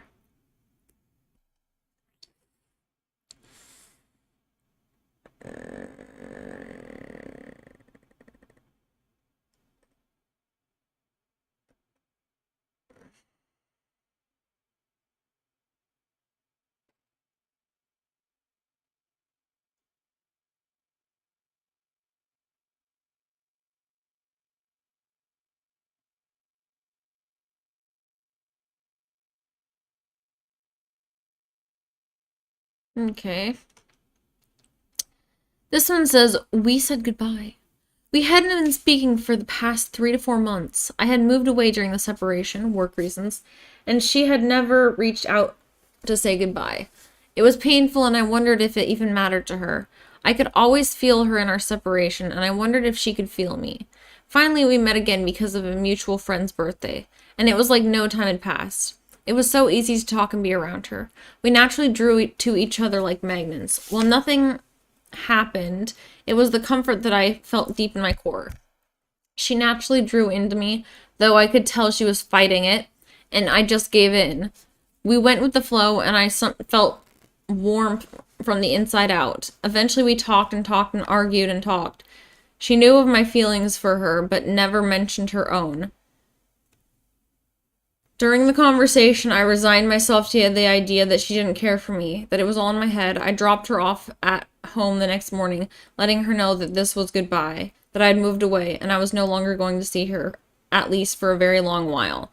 She apologized. She told me that she had hurt me so many times, and that she hoped I would find someone who would care for me like I deserved. I could feel how painful it was for her to say. We kissed goodbye, the only time we ever kissed. I need to let her go, but sometimes I wake up in the middle of the night and feel her sadness and her regret. I pray I meet her in the future. Right person, wrong time.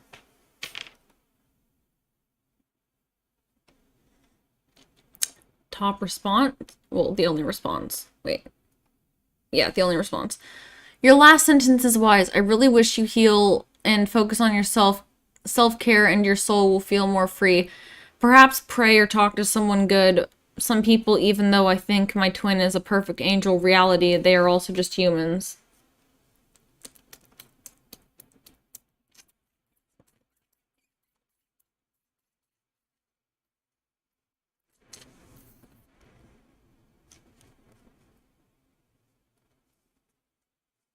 I think there's a lot more gay people than you realize, Fimble.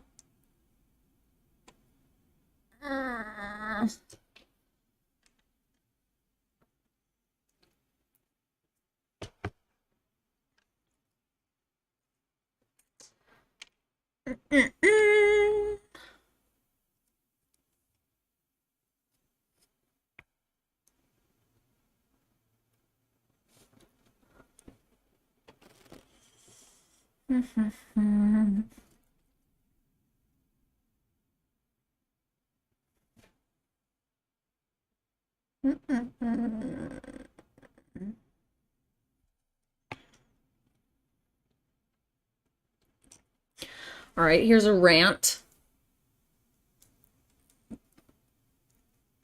Here's a rant. I'm done. Absolutely done with thinking and chasing you. You can't even have the decency to reach out to me when you caused me pain. You can't put your pride aside and be a grown man and learn how to make amends with those you hurt. Still has me blocked on Insta and follows my friend though. Doesn't have me blocked on Facebook though. I've said my piece. Now I'm done waiting for yours. It will be too late by the time you reach me. Interesting.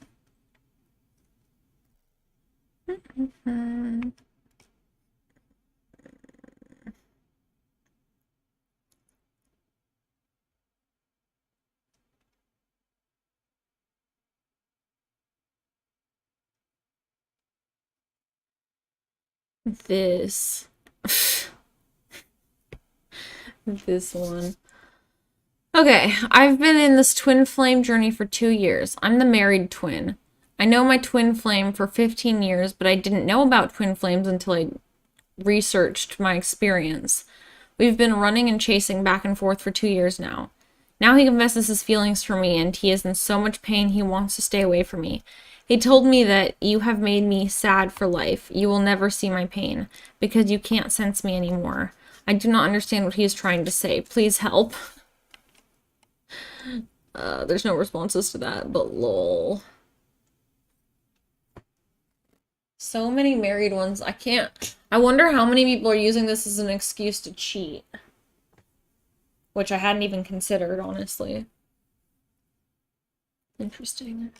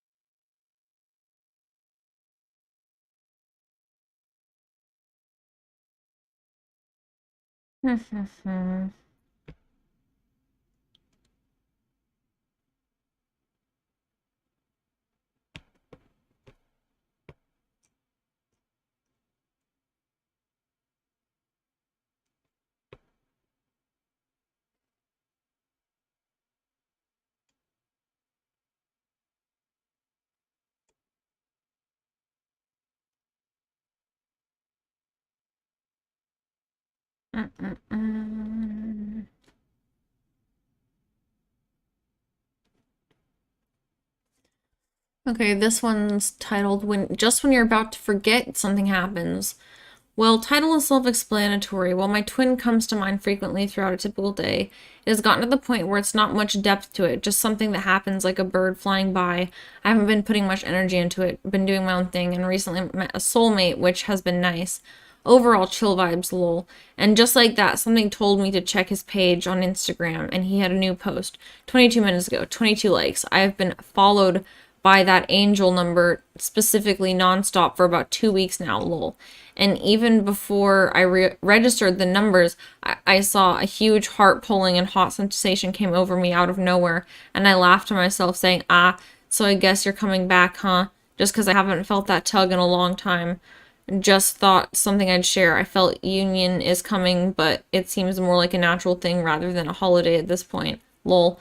It's kind of like a duh, and I'm gonna continue to live my life. Anyone else have a weird similar experience? Someone said, I'm followed by the 111 and the 444 angels won't leave me alone. No, a soulmate is not a twin flame. The angel numbers thing is so fucking dumb. My angel number is 666.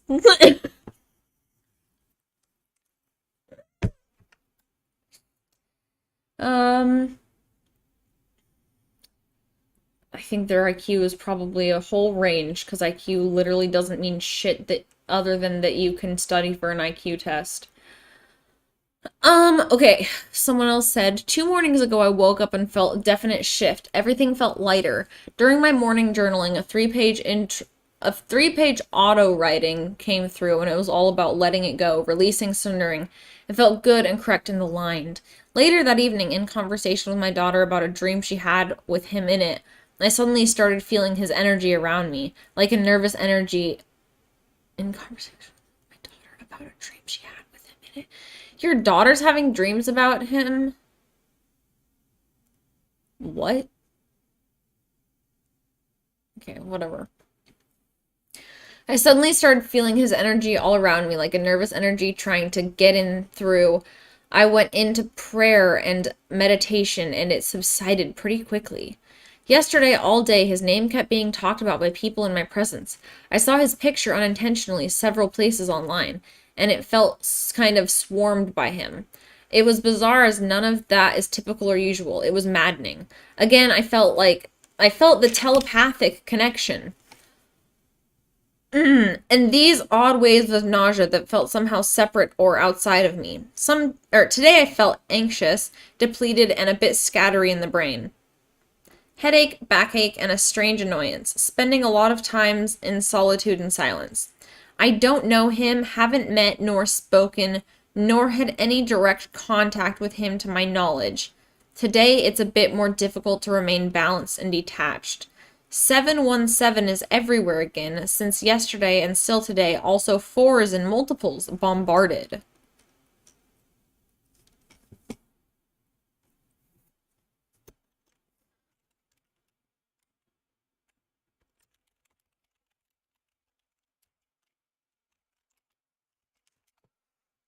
Swear to God. This sounds like gang stalking. Oh my God. Ugh. This is Wattpad territory. uh,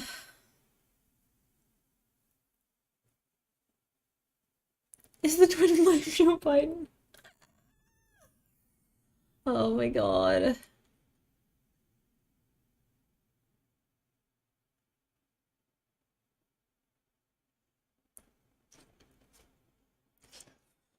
Okay, this is a question, so we'll read the answers.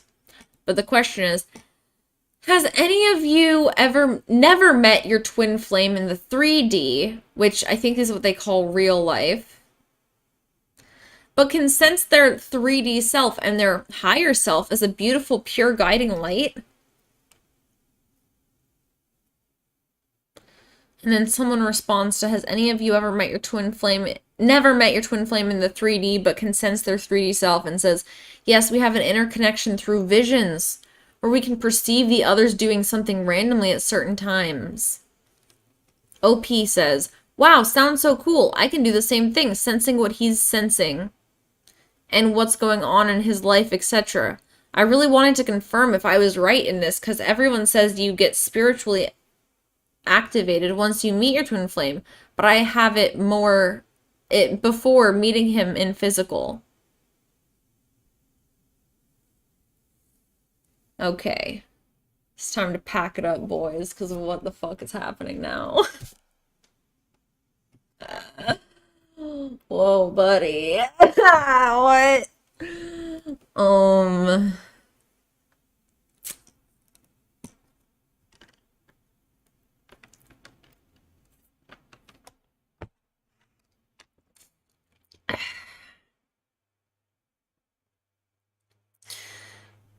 First person responds again and says, I've had my first spiritual awakening in 2008 due to a great deal of stress. In a nutshell, I was sinking deeper and deeper within, leaving all stress and anxiety behind and entering a space of tranquility and peace. It was so profound, and it was 8 years before I stumbled across the term twin flame and before I received visions about her. OP. Oh, that sounds great. So how long these visions and insights been going on for you now? I started since this last year, and it has only become stronger and more peaceful now. Other person. It started with some dreams in 2014, I think. By the end of 2015, I've had my first real vision of her, where I got conscious of our connection. Since 2016, minor visions started happening every second month or so. As the years went by, the connection got stronger and developed into regular glimpses of her daily life. Either it happens in meditation or right before I drift off into sleep. OP. Wow, sounds so beautiful. Hope you meet her soon. Someone else jumps into the conversation. Same, I had my first vision about my twin flame before I even met her or knew her name. Now it's a regular thing. Every time I have these dreams, I confirm them to be real later throughout her social media posts. We don't know each other in 3D. She lives oceans apart from me. We only talked twice on the internet. OP.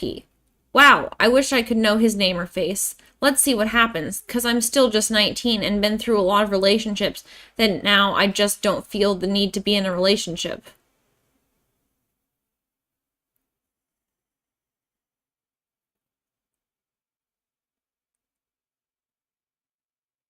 Why does this remind me of tulpas also? Saving this post.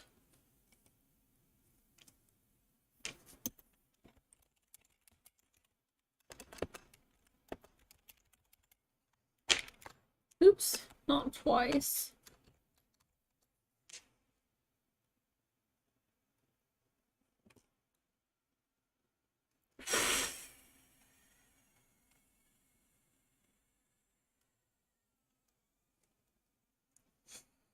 Bruh.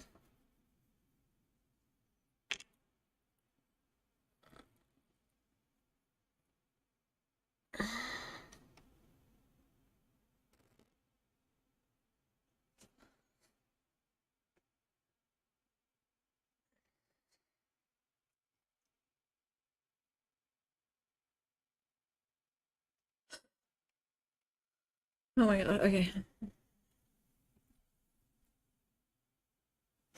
So my partner of 4 years, I've always believed he was my soulmate because our relationship never had that intense feeling. When I look in his eyes, I do not feel connection or in paradise, but I do feel his kindness and trust. I always thought he had that connection with others, and I did too. He recently found my manifestation notebook where I talked about wanting to be with my twin flame. It really hurt him because I alluded to my twin flame as being someone else, But the truth is, now I don't actually know. I told him for all I know, he is my twin flame, and he said that would make him so happy because he loves me so much. Dude, this poor guy. We've been through a lot together. He has dealt with alcoholism. We are similar in height, but he has darker skin, eyes, hair, and I am naturally pale blue blonde. Our parents are similar, but he grew up in a city and I live in the country. Our relationship has had ups and downs, but we haven't broken up.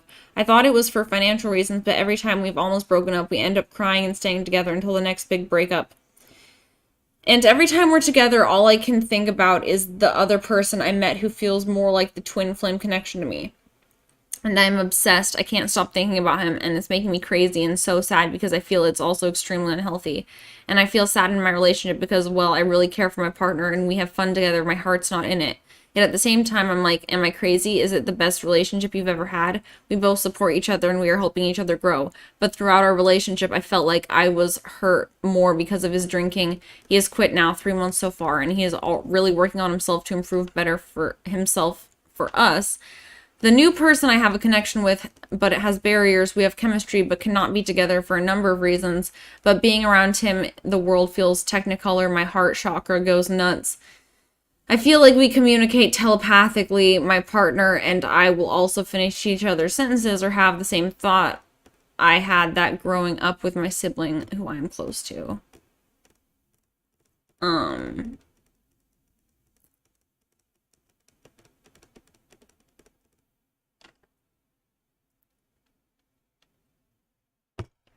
Right, so this is how labels are harmful for people. Because neither of this is just any of these concepts. You seem like you're young, considering you brought up what your parents do and where you live and your, like, how you look and stuff that irrelevant. So I feel like this person's young, and this is not a twin flame or soulmate or anything type of fucking situation here. You're dating someone because they're easy, simple, and reliable, even though you're not fully infatuated with them. Then you got a new crush. Now you're lusting after that person, and you're doubting your current relationship because you're lusting too hard. That's all that's fucking happening here. Which really you just need to be honest with your boyfriend and break up so you can go lust after and whatever the fuck, and like, don't lead him on. Like, what even? This is not any of this. I swear.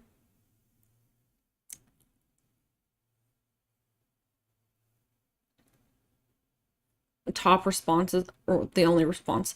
If you're not with your heart in it, though, connection, why are you in it? This fucking person cannot type. I felt similar about a person, and it got to a point where I couldn't be with him anymore, so I ended the connection. You have to be with the one you're really meant to be with, who will feel right. I don't think this guy's your twin flame. Maybe you're afraid of being alone, and you need to work on that as your physical challenge, but you know that spiritually you're already with your twin flame, and everything in reality that doesn't match with frequency was not right. Okay, this fucking... Anyway. Okay. It's like half of it's good advice, and the other half is fucking dumb.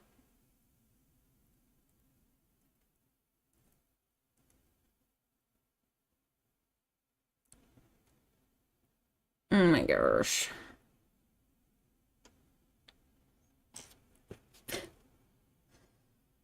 Oh.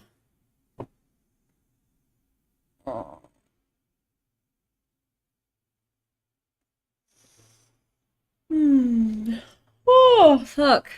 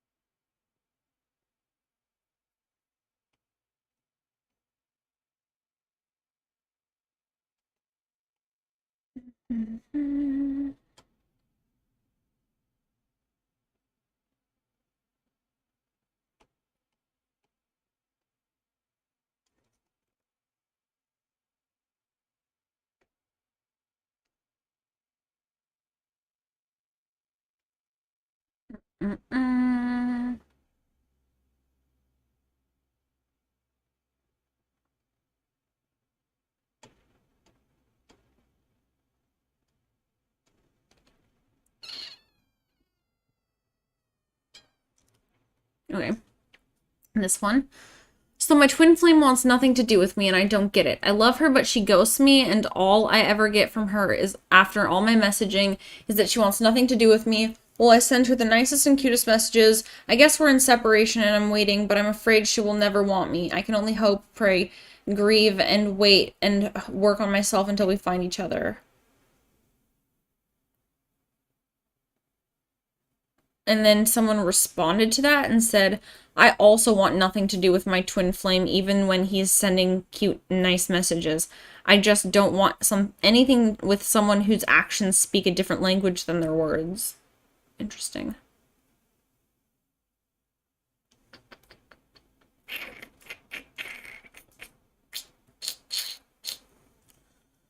I'm gonna have to detox after reading this? Nah.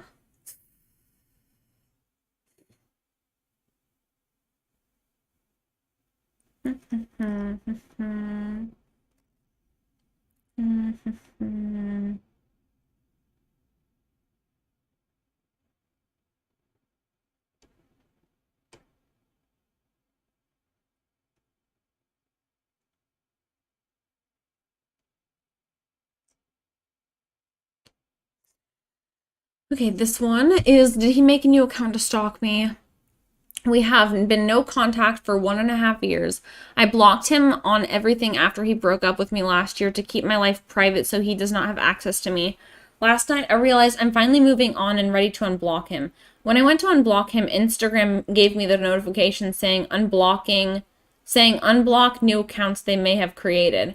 Out of all the accounts I had blocked, his was the only one that had messages. So I was thinking maybe he created a new account to stalk me, but that wouldn't make any sense because he is the runner and he's the one who didn't want me in the end. What does this mean? Am I overthinking it?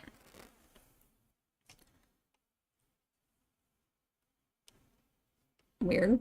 Sounds like you're the runner though because you blocked him, but okay. Okay, twin flames. People would think I'm insane because our relationship only lasted 3 weeks and nothing serious happened, but I'm over here stuck on something that ended 3 months ago. I've even reached out to him recently and got the closure I wanted, but there's just a feeling that he's gonna come back one day and that we're meant to be. Everything is over, but why am I feeling this way? Separating from him sort of opened my eyes. I've grown so much, realized so much, and learned so much. If I didn't encounter the concept of twin flames, I think I've already be over this type of situationship. Could he really be my twin flame? People need to stop reading things online and then being like, this is me! It's so dumb.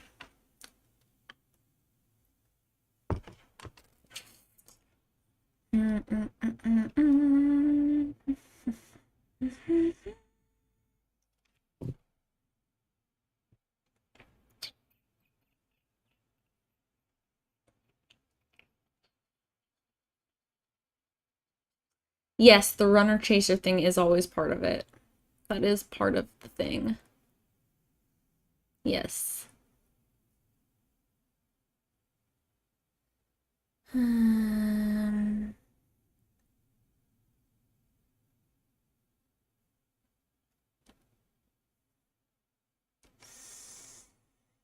Okay, this is gonna be, hold on to your britches. Why do I feel like I won something? I first seen my ex-husband when I was 12. I moved in with him when I was 15, had my first kid with him when I was 17, and married him a month after I turned 18. Not once did I ever question or not whether or not he was the one. I tend to know things well more than feel them, and sometimes I get pictures in my mind of most likely the outcome. I think when I was younger, I just assumed this was normal and everyone else did the same. It's a bit hard to explain. I'll see different choices play out and their outcome, like my very fast movie in my head, which afterwards I can easily know what choice is the right one. I have also had dreams I didn't recognize or understand until they ended up happening in real life, sometimes later. Now, when it comes to my ex-husband, I had always had what I seen as an unhealthy obsession with him. This is all one paragraph, no, hardly any punctuation, by the way. He never believed me, but he was the only man in the world to me. My attraction to him made any other guy kind of non-existent. When he was gone, so was any life force that I had and will to do anything not healthy, and I'm sure super annoying to him, of course, who can maintain their own balance while controlling another's. Needless to say, things didn't end up working out, even after the separation. I couldn't help but love and admire him, of course. I didn't let him know that the last time I saw him is probably one of the hardest parts of my entire life. I allowed him to lie to me one last time. I allowed myself to feel safe for the last time when he wrapped, I think is what you meant to say, but they wrote raped. He raped his arms around me and embraced me. That is so funny, these typos. My stomach had never warned me so loudly. I knew I had to get over with or I'd never allow it. So I said goodbye for what I believed to just be a few months. It's been 10 years since that day. The last day I saw either of my kids. At the time, the realization of how easily someone could lie and take away my rights without even giving me a chance to defend myself and do so legally to the point I would have been put in jail if I didn't leave. I was treated like a criminal when in fact I was one of the victims.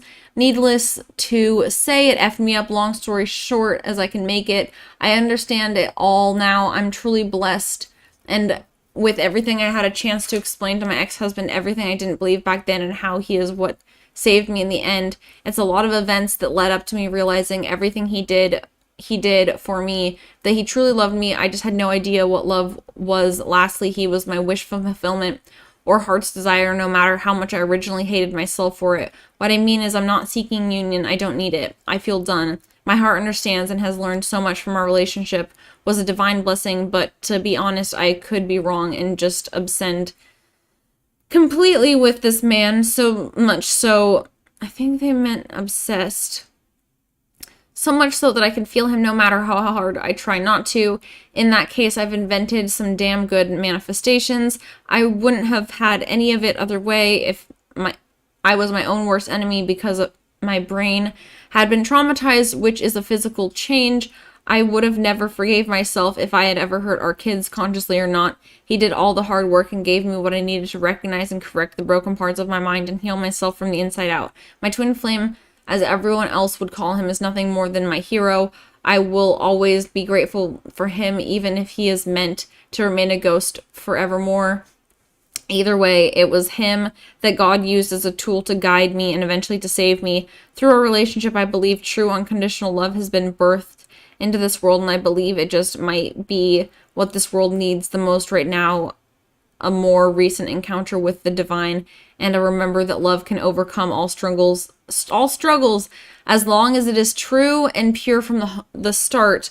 We must also remember that we will be tested and our faith will be pushed past the breaking point, but when we are faced with the choice to love or hate, we must always choose love, because without love there's no God. Hell, without love there's no good. And without love, those lower chakras continue to overproduce negative emotions and experiences while blocking any kind of positive or higher ones, silencing our hearts rather than our egos. But like I said, that's just my opinion. And I only know half of the story, so I could be completely wrong. I'm sorry if this post was too long. I hope this makes sense, and I hope someone out there can relate to my experience. Holy fucking shit, no one responded to that, but... What? Schizo posting. Indeed. Holy shit.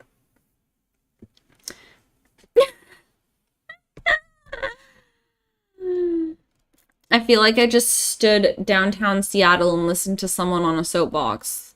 Because... oh my god. Oh god. It was so long. Oh fuck.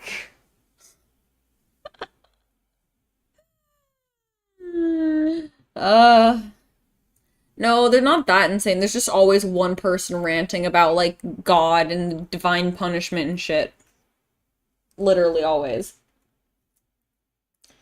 There's always some bitch being like, the The rapture is coming. Everyone repent. Repent for God. Praise the Lord. Christ is King.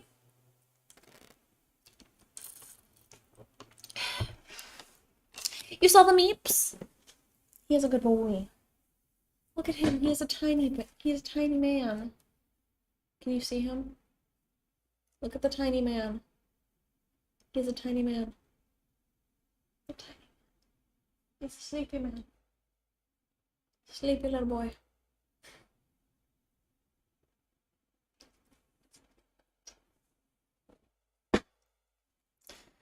But yeah.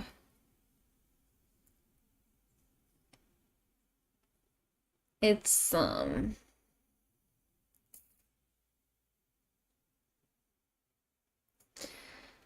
yeah, it's either like people being like, wake up, the government is lying to you.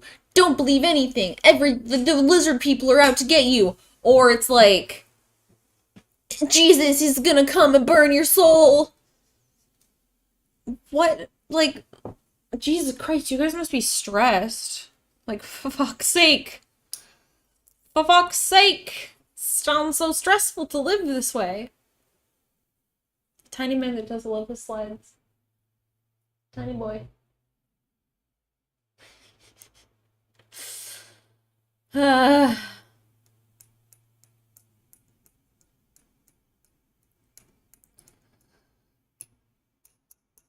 It was hot. Yeah, burn my soul, Jesus.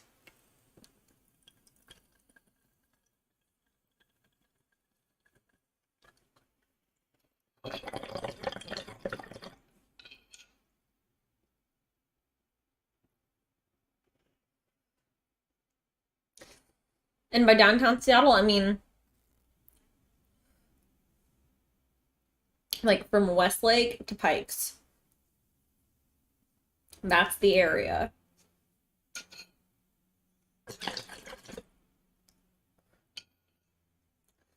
From Westlake to Pikes specifically at the around that McDonald's and the Target. That's where the crackheads like to hang out.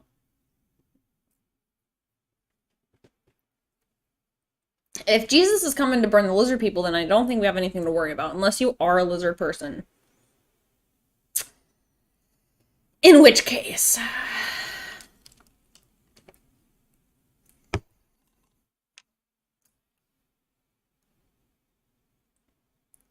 You know the Catholic Church asks you if you've ever been possessed before, they'll let you get married? Jesus Christ. I feel so bad for not paused. I think he meant to say possessed, because paused is something else. But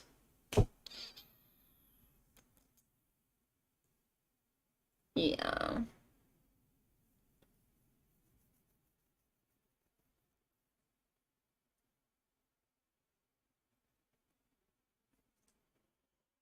Woo. The Target bathroom. The Target is honestly always handy for me. I like to just park at the parking garage there.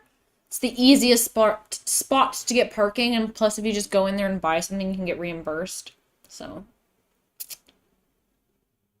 yay.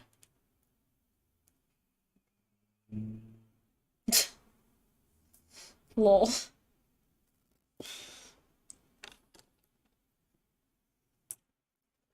Hang on, let me sip on a drink so I can slowly wake up. Oh, it's 5:30 though. Maybe I should go make myself some real food. But this has been good. This has been a very good stream. I think we got a lot of info here. We got a decent amount.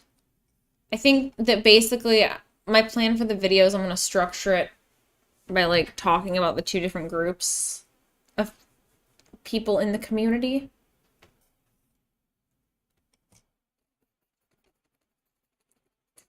No, I want to go make some fried tofu.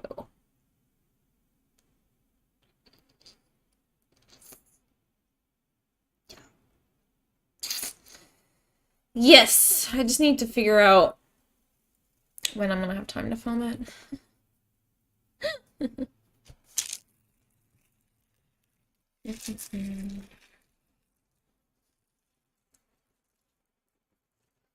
I mean, I don't really care about case studies and rigid examples. This isn't like a college paper. I'm not gonna have like fucking citations, you know? Like, I'm just gonna talk about what I've observed, and then you're free to Google that shit yourself. It's not like I'm hiding it, it's just there, you know? If I like link specific things, then I'll like, link those, but otherwise I'm more just gonna talk about the concept of it. I'm just trying to really get it hammered out, if that makes sense.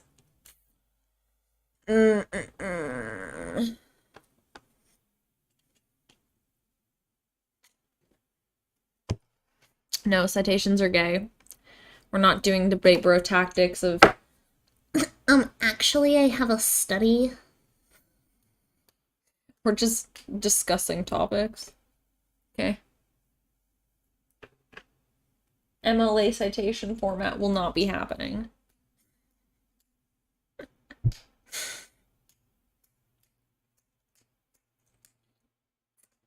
Let's see. Okay, so tomorrow, let's figure out what we're doing tomorrow before I go, so I have it sorted out. So, tomorrow, let me look at Twitter really quick. See if there's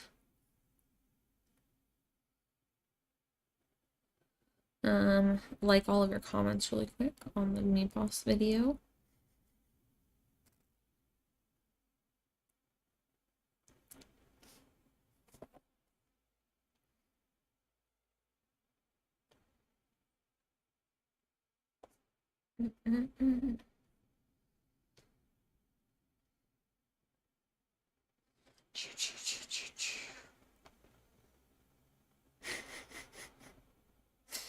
Yay, Meatboss. Meatboss, you're getting so much love on Twitter, Meatboss. Goodbye, Baba. Okay. Where is it? Where did I post? Lol, did you guys see that post about the spines? Shit's so funny.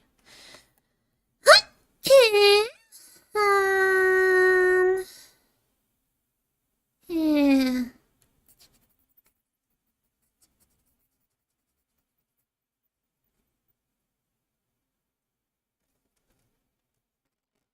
Oh, someone is creating one who is a dating sim with puzzle elements.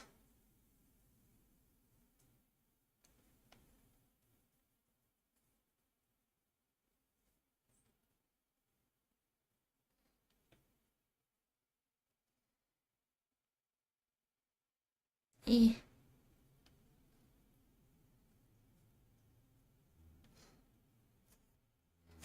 Well, I guess we'll have to play that when it gets out.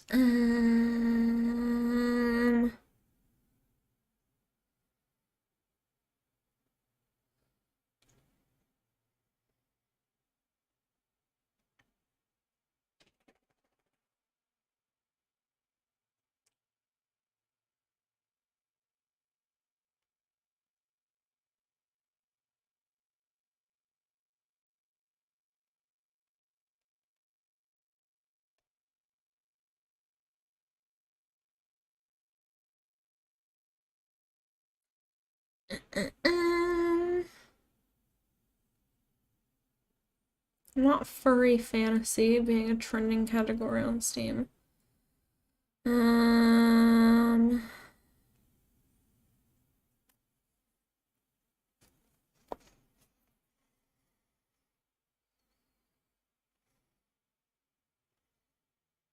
hmm. Not booty form. God damn it. Um,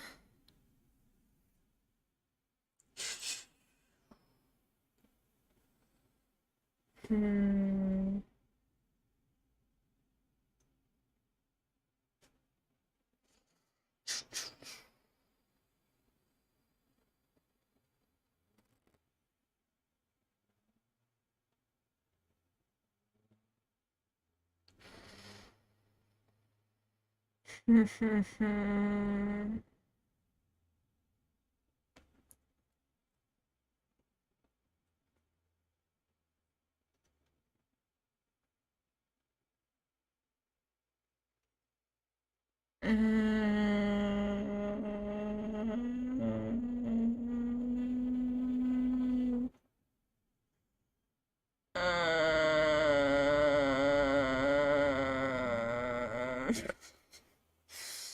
God damn it.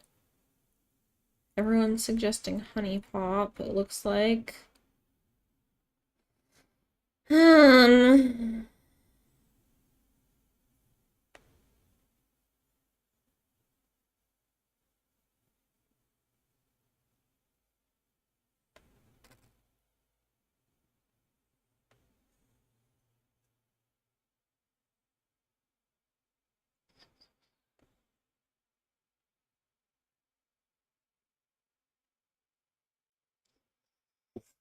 I feel like nothing is quite what I want.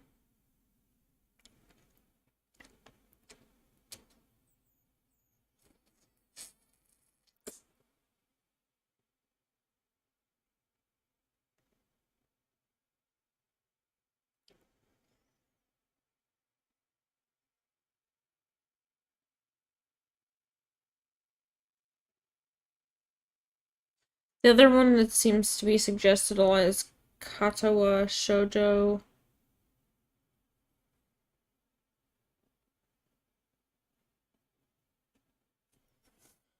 Okay, let me look up.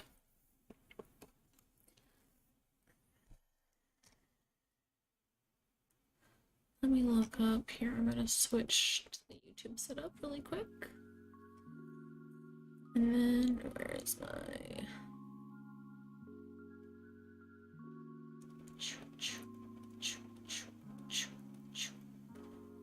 Oh, shit. Okay.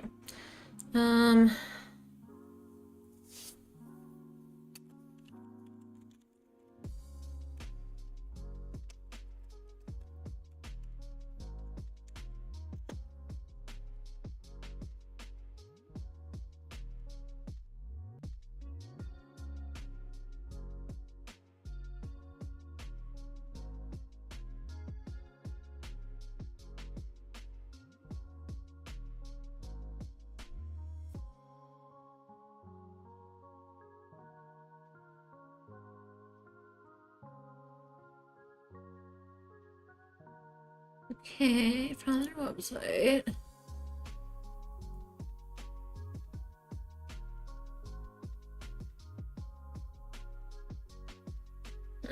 Here in my eye.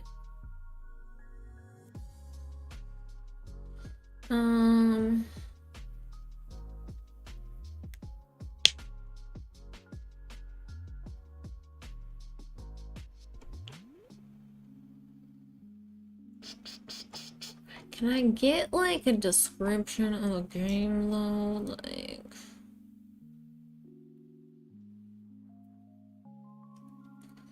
show me on Steam. Why am I not logged in?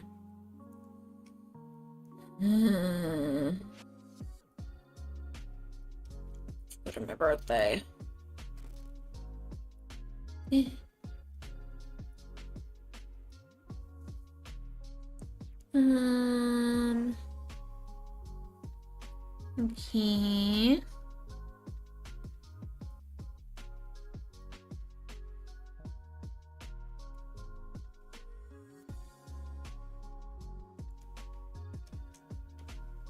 Okay, this one seems like it might be decent.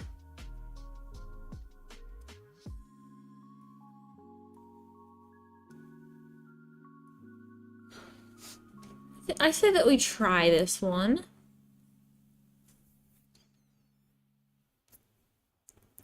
This one makes sense. Okay, and then the other one was Katawa Shoujo.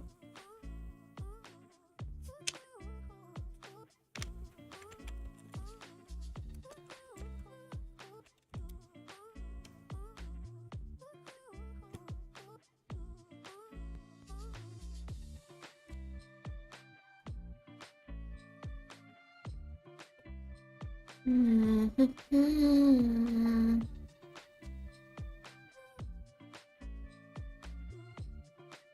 a school for disabled kids? I think I'm gonna pass on this one.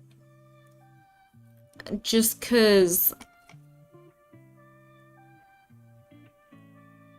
I won't get in trouble. That one sounds like maybe not the best game to play on Fansly. So not that one.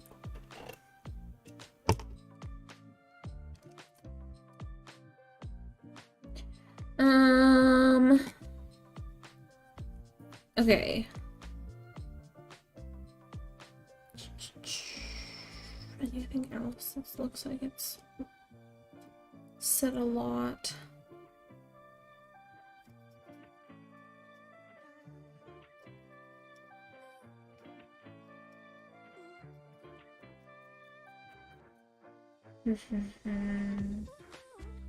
What's Helltaker?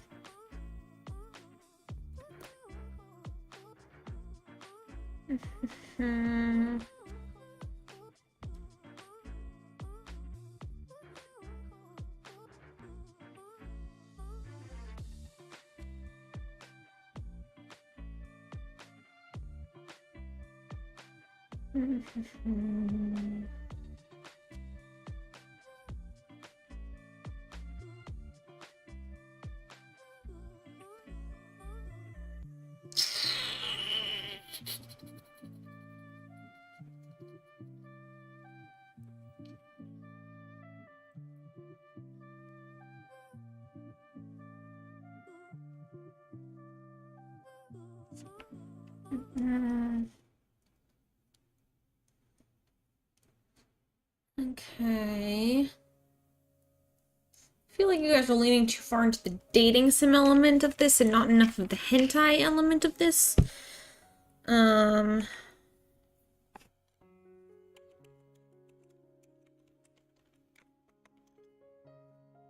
What? Fuck you. Go away.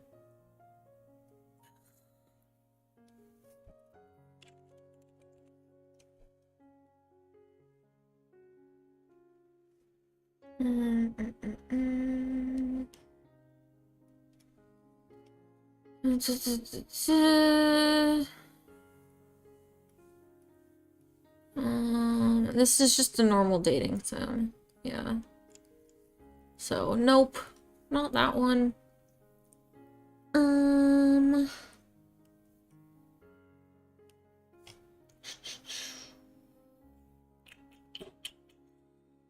Okay, so... Okay, I'll look up Hentai University.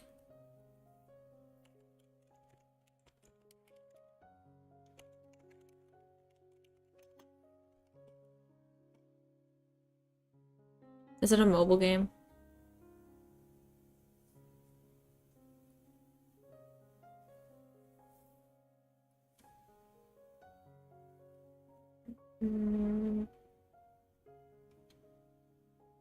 This looks like a crypto game. So...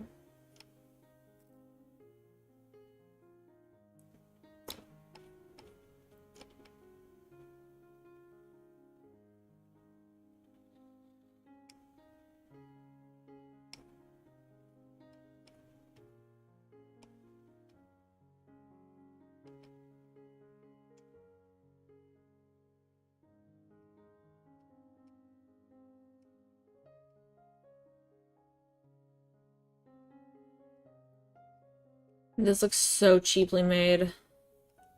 So, nope, not that.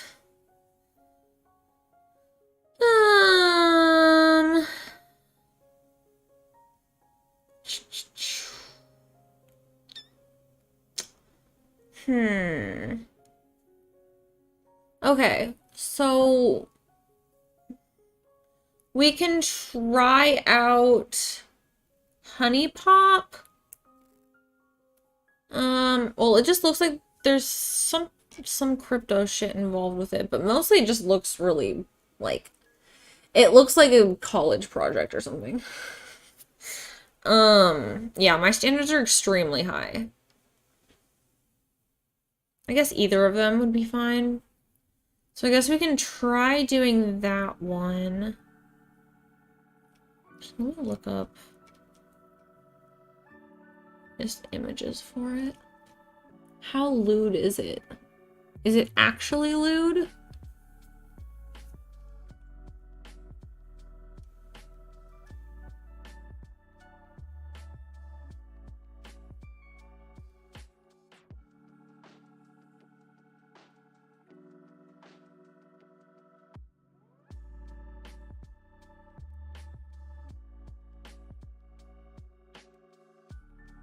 If it's just kind of like suggestive.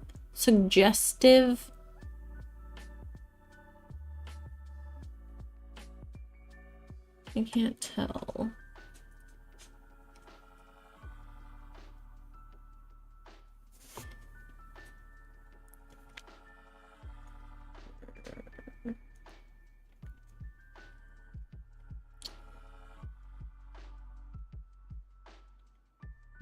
Does anyone know? Because the most I'm seeing is bikinis at the moment. Is it actually lewd? Got it! So it's not actually lewd.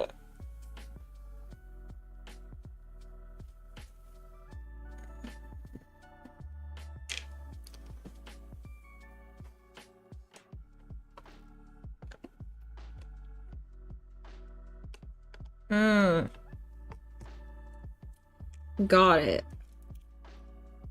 Got it. Just Steam isn't lewd.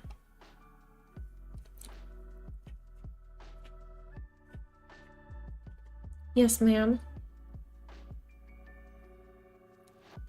Okay, so we'll try Honey Pop. Just download from their actual website or something.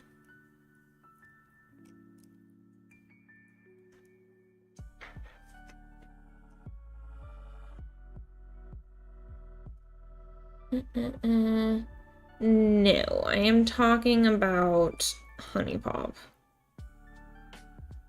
I am not stoned. I am tired. There's a difference.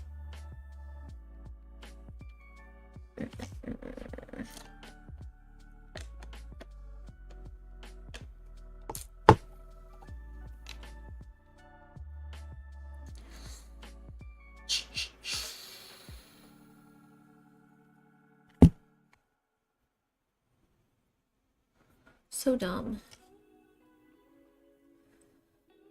Okay, well, then the plan is we'll do that, but I'm also gonna download some Sims content that's lewd, I think. Is The Sims even downloaded on my computer on here?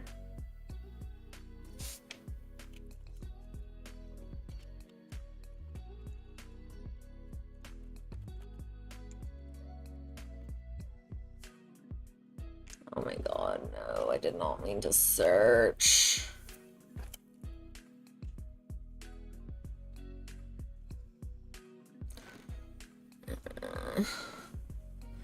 Why does it look like no, I don't have it on here?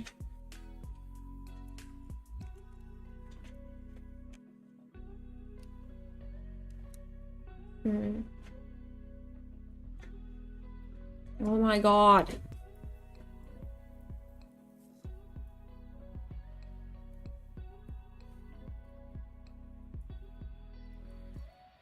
So annoying. What do you mean there are lewd mods for The Sims? It's The Sims. It's The Sims. Damn, is there nothing on my computer? I swore I had that. I swore I had that.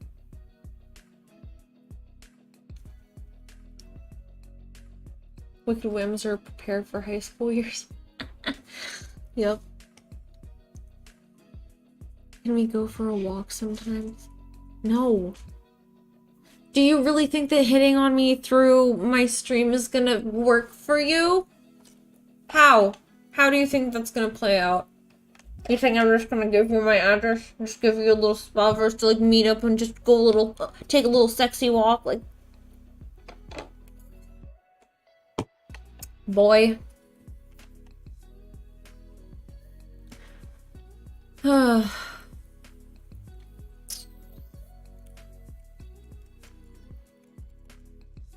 Alright, well, I guess I'm gonna have to re-download Origin.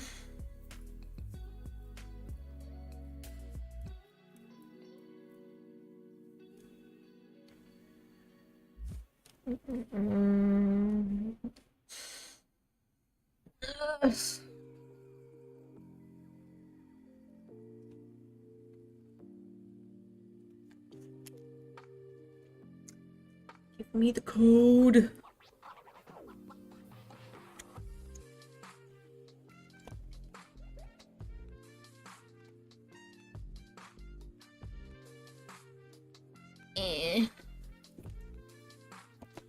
Download. Okay. Cool. I'll do that one to get off. That'll work.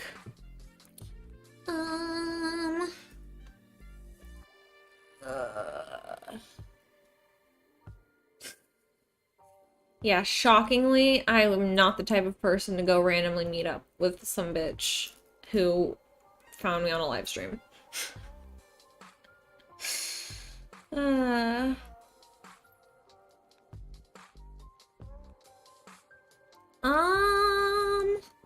think it's about to be goodbye. So, yeah. I'm gonna set up for tomorrow the shirts from Uniqlo. Yes.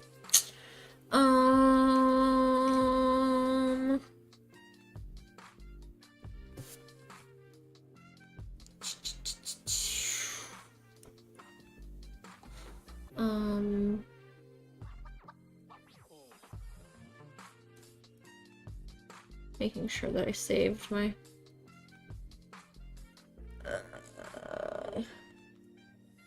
okay. Okay.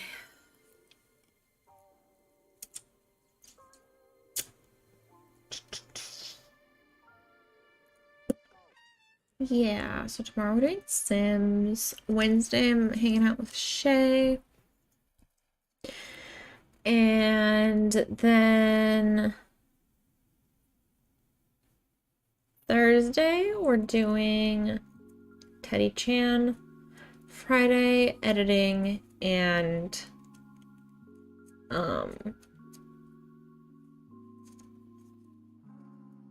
Japanese. That's what it is.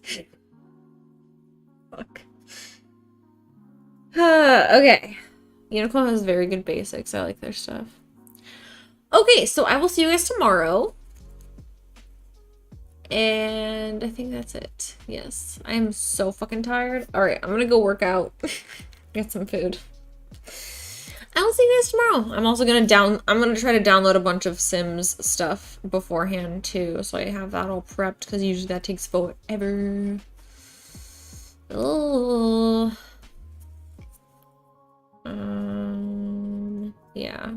Please ignore this tag. Just feels very nice. It's very stretchy.